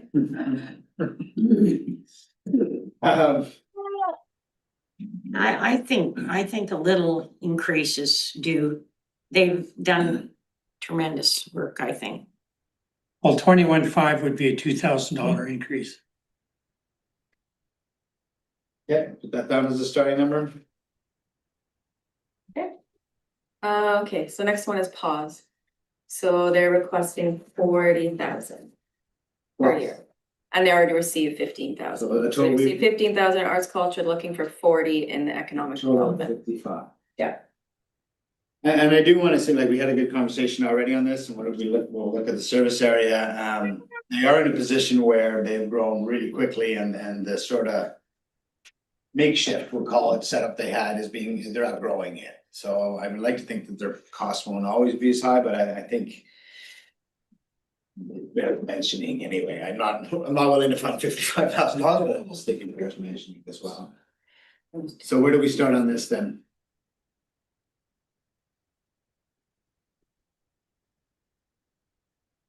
Well, animals are important. Everybody's important. Of course they are. Well, let's, They're at 15, they've asked for a $40,000 increase, which obviously we can't afford. What's our starting point? Oh, go ahead, Laura. I was gonna suggest, looking at what they're already receiving, doing a starting point of either 15 or 20,000, just to see where we get to. They do great work. The funds would be well used, but at the same time, it is a massive ask, and we're already providing them funds. So I don't know, maybe just the 15,000 and see where we go from there. I'd like to just increase it. yeah, well, I'd like to go 5. I'd like to go to 20. Sorry, I'd like to go more, but 20. Sorry, 20. Sorry, just to clarify, the 20 and so that would be in addition to the 20,000 we're already providing or 15,000 we already provide them every year. Are you talking about total, Russell, or are you talking? And were you talking about total, Laura? No, sorry. I was talking about it in addition to the funding that we already provide them. Okay. Looking at just this request, if we were to consider this request, do it at 15. So for a total of 30. Yeah, which is a lot. I do recognize that. I think I personally feel a little more comfortable maybe starting at 25 and seeing how this list breaks down, and our totals look. But Okay, 25. 25. additional And can we, would we like to entertain a motion to have staff find out, or did we do that already, the other funding sources on pause? In other words, this One Nation, did we do that motion I already? think there was one, yeah. Okay, remember if we put it off. Okay, next up. Okay, Pemberton Arts Council, $3,000 increase for 3 years, up to the $15,000 max. To me, that's pretty reasonable ask considering the body of work, but Yeah. 15 is the start. Okay. Laura, did you have something new, or 15 is what's being proposed? Okay, go ahead. Whistler Gymnastics, so $7,000 one-time request for their air conditioning system. We provide them with 12,000 a year, they're in their second 12,000 a year. I'm good with that for the 7,000 for the air conditioning unit Top of the 12? on top of the 12. So we're given, we considered 75 for volleyball. What did we say for the alumni? 12,500, but that would bring us up to like 19,000 for gymnastics. I'm just wondering if that's. There's the lower option that they supplied as well in their budget, which would be 40. Again, and I don't think, that they provide their budget, we need to work within ours. Whether I personally, I was looking at 50 grand and total, which gives them their 12 normal operating and 3 towards air conditioning, and they can work from there. So if they do that, so the air conditioning 7, then that would leave them 8 for their operating. I would say that their operating is already there for 12, which they've got. Here's $3,000 towards your air conditioning, now you gotta fundraise the rest yourself. Well, how about we give them 3,500, then they've got 50% of their air conditioning. But that would start for sure. So that'll be 12 for their long term and 35. And 35 cents, 15,500. Okay, the next one is Ecole La Valley for $2,400 for their swimming lessons one time.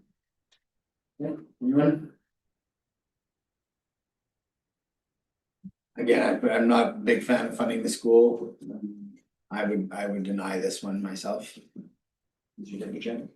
Just a question, if there's opportunity within the policy to request the PAC apply? Yeah, I mean, we can make that suggestion.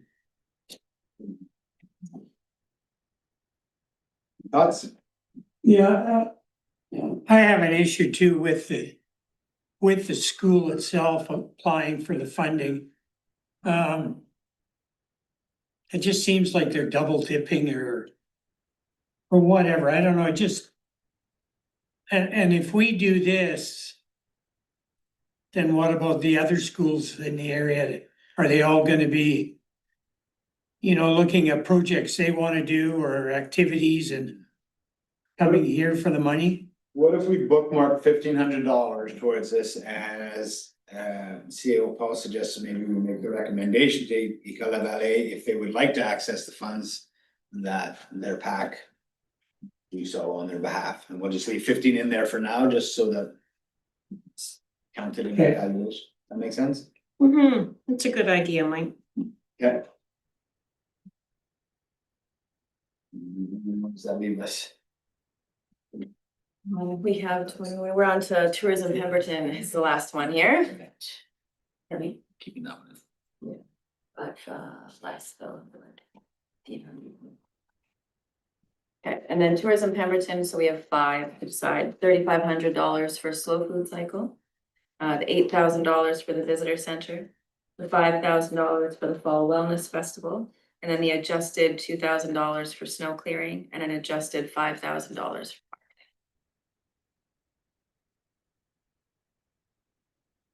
And that's in addition to the 20 long-term per year they get, correct? Yeah, it's their last year of long-term, so they'll. Okay. And the So 20, we're gonna add 23.5 to the 20 that's what the ask and is. make it 43.5. That's what the ask is. Yeah. What we're gonna do.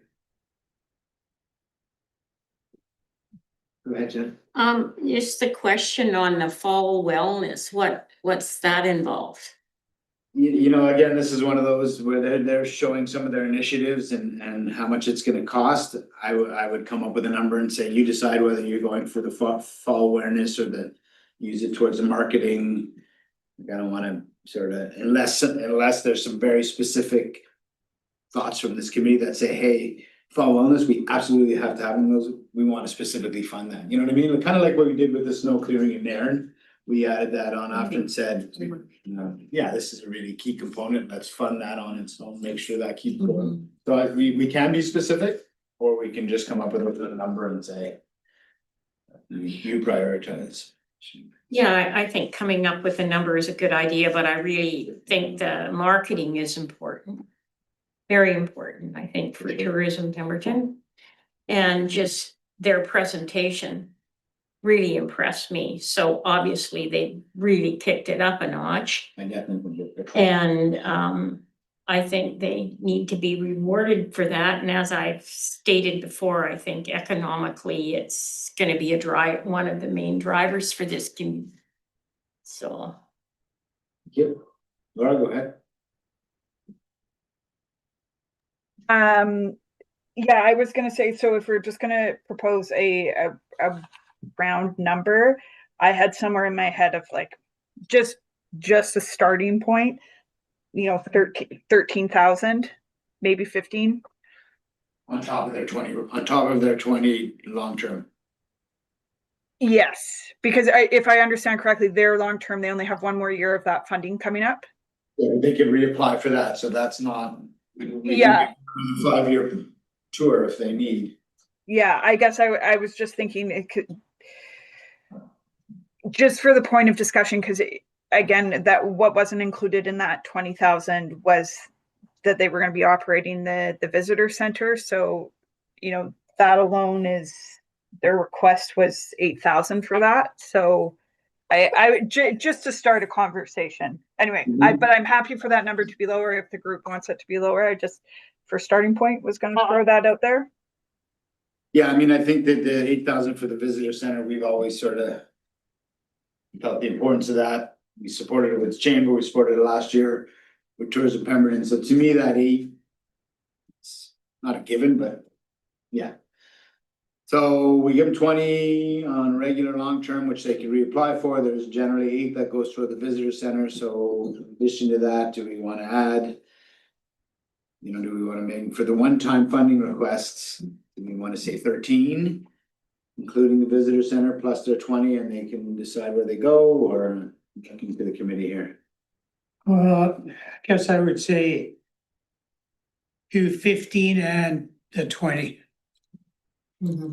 35. So the 20 long-term and then add 15 time funding. And again, we will have another crack at all this and see where we Yeah. land, and we can adjust up or down as we need to. Yeah, Is that, everybody good with that? Yeah. Laura, you good with that? Okay. Okay, so now we'll just look for a general motion to have staff bring back a new spreadsheet and table showing some of the funding suggestions. These would be the requests at the next PVUS meeting. I'll move that. Well, Colin looks really surprised. I just, We plug them in now. Do you want like a tentative number for each column? Yeah, but To know where we're at? the guy, I think Know if would that be worked? useful to bring back a full budget before we approve everything, but if you want like a high level, Sure. did it work, did it not work? Yeah. For 2108. We're still a little short when we get into the later years, like just looking at what we have long-term funding currently. And the new long-term fundings that we would be approving, we'd have like an annual cost of $144,000 a year, which is higher than the current maximum requisition for the service, so. We would need to increase the requisition, and it would probably limit like funding.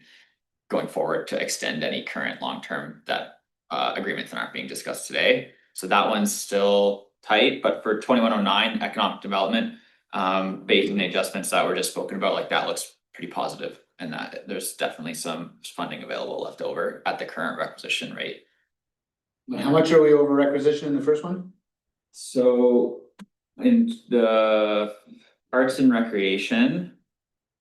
Currently, we were only requisition 119,000, and what we have as an annual long-term funding amount is 144,000. Yeah. But the maximum limit of, like, the maximum requisition limit for the service is around 140,000. That will be determined when we have the actual 2026 BC assessment numbers, but that's, so it's pretty close. But as I said, you know, as we go into further years, if you want to keep extending those groups that have been receiving it in the past, then those funds are essentially fully allocated every year, so just something to think about. Okay, thank you for that. Any last questions on what you just heard? Otherwise, staff's gonna bring back a little bit more, not to go much deeper, but a little bit more of a report for us to consider this at the next meeting. Make that motion. Yeah. Second by Director Kennett. Any opposed, motion carries. Thanks, you too. Appreciate it. Thank you, that's a long one. Yeah, it's a tough one. Okay, we're almost there. Let's get through this. Oh, you get to stay. 8.5 is information report, the PETA fund progress reports and final report. Yeah, so that is an information report. That is, everyone submits their progress report each year and a final report at the end of the agreement. And we saw some presentations today for groups that were receiving over $12,000 annually. And then once they've met those requirements, we can issue their funds for funds. Thank you. Yeah. Any questions? Need your seat.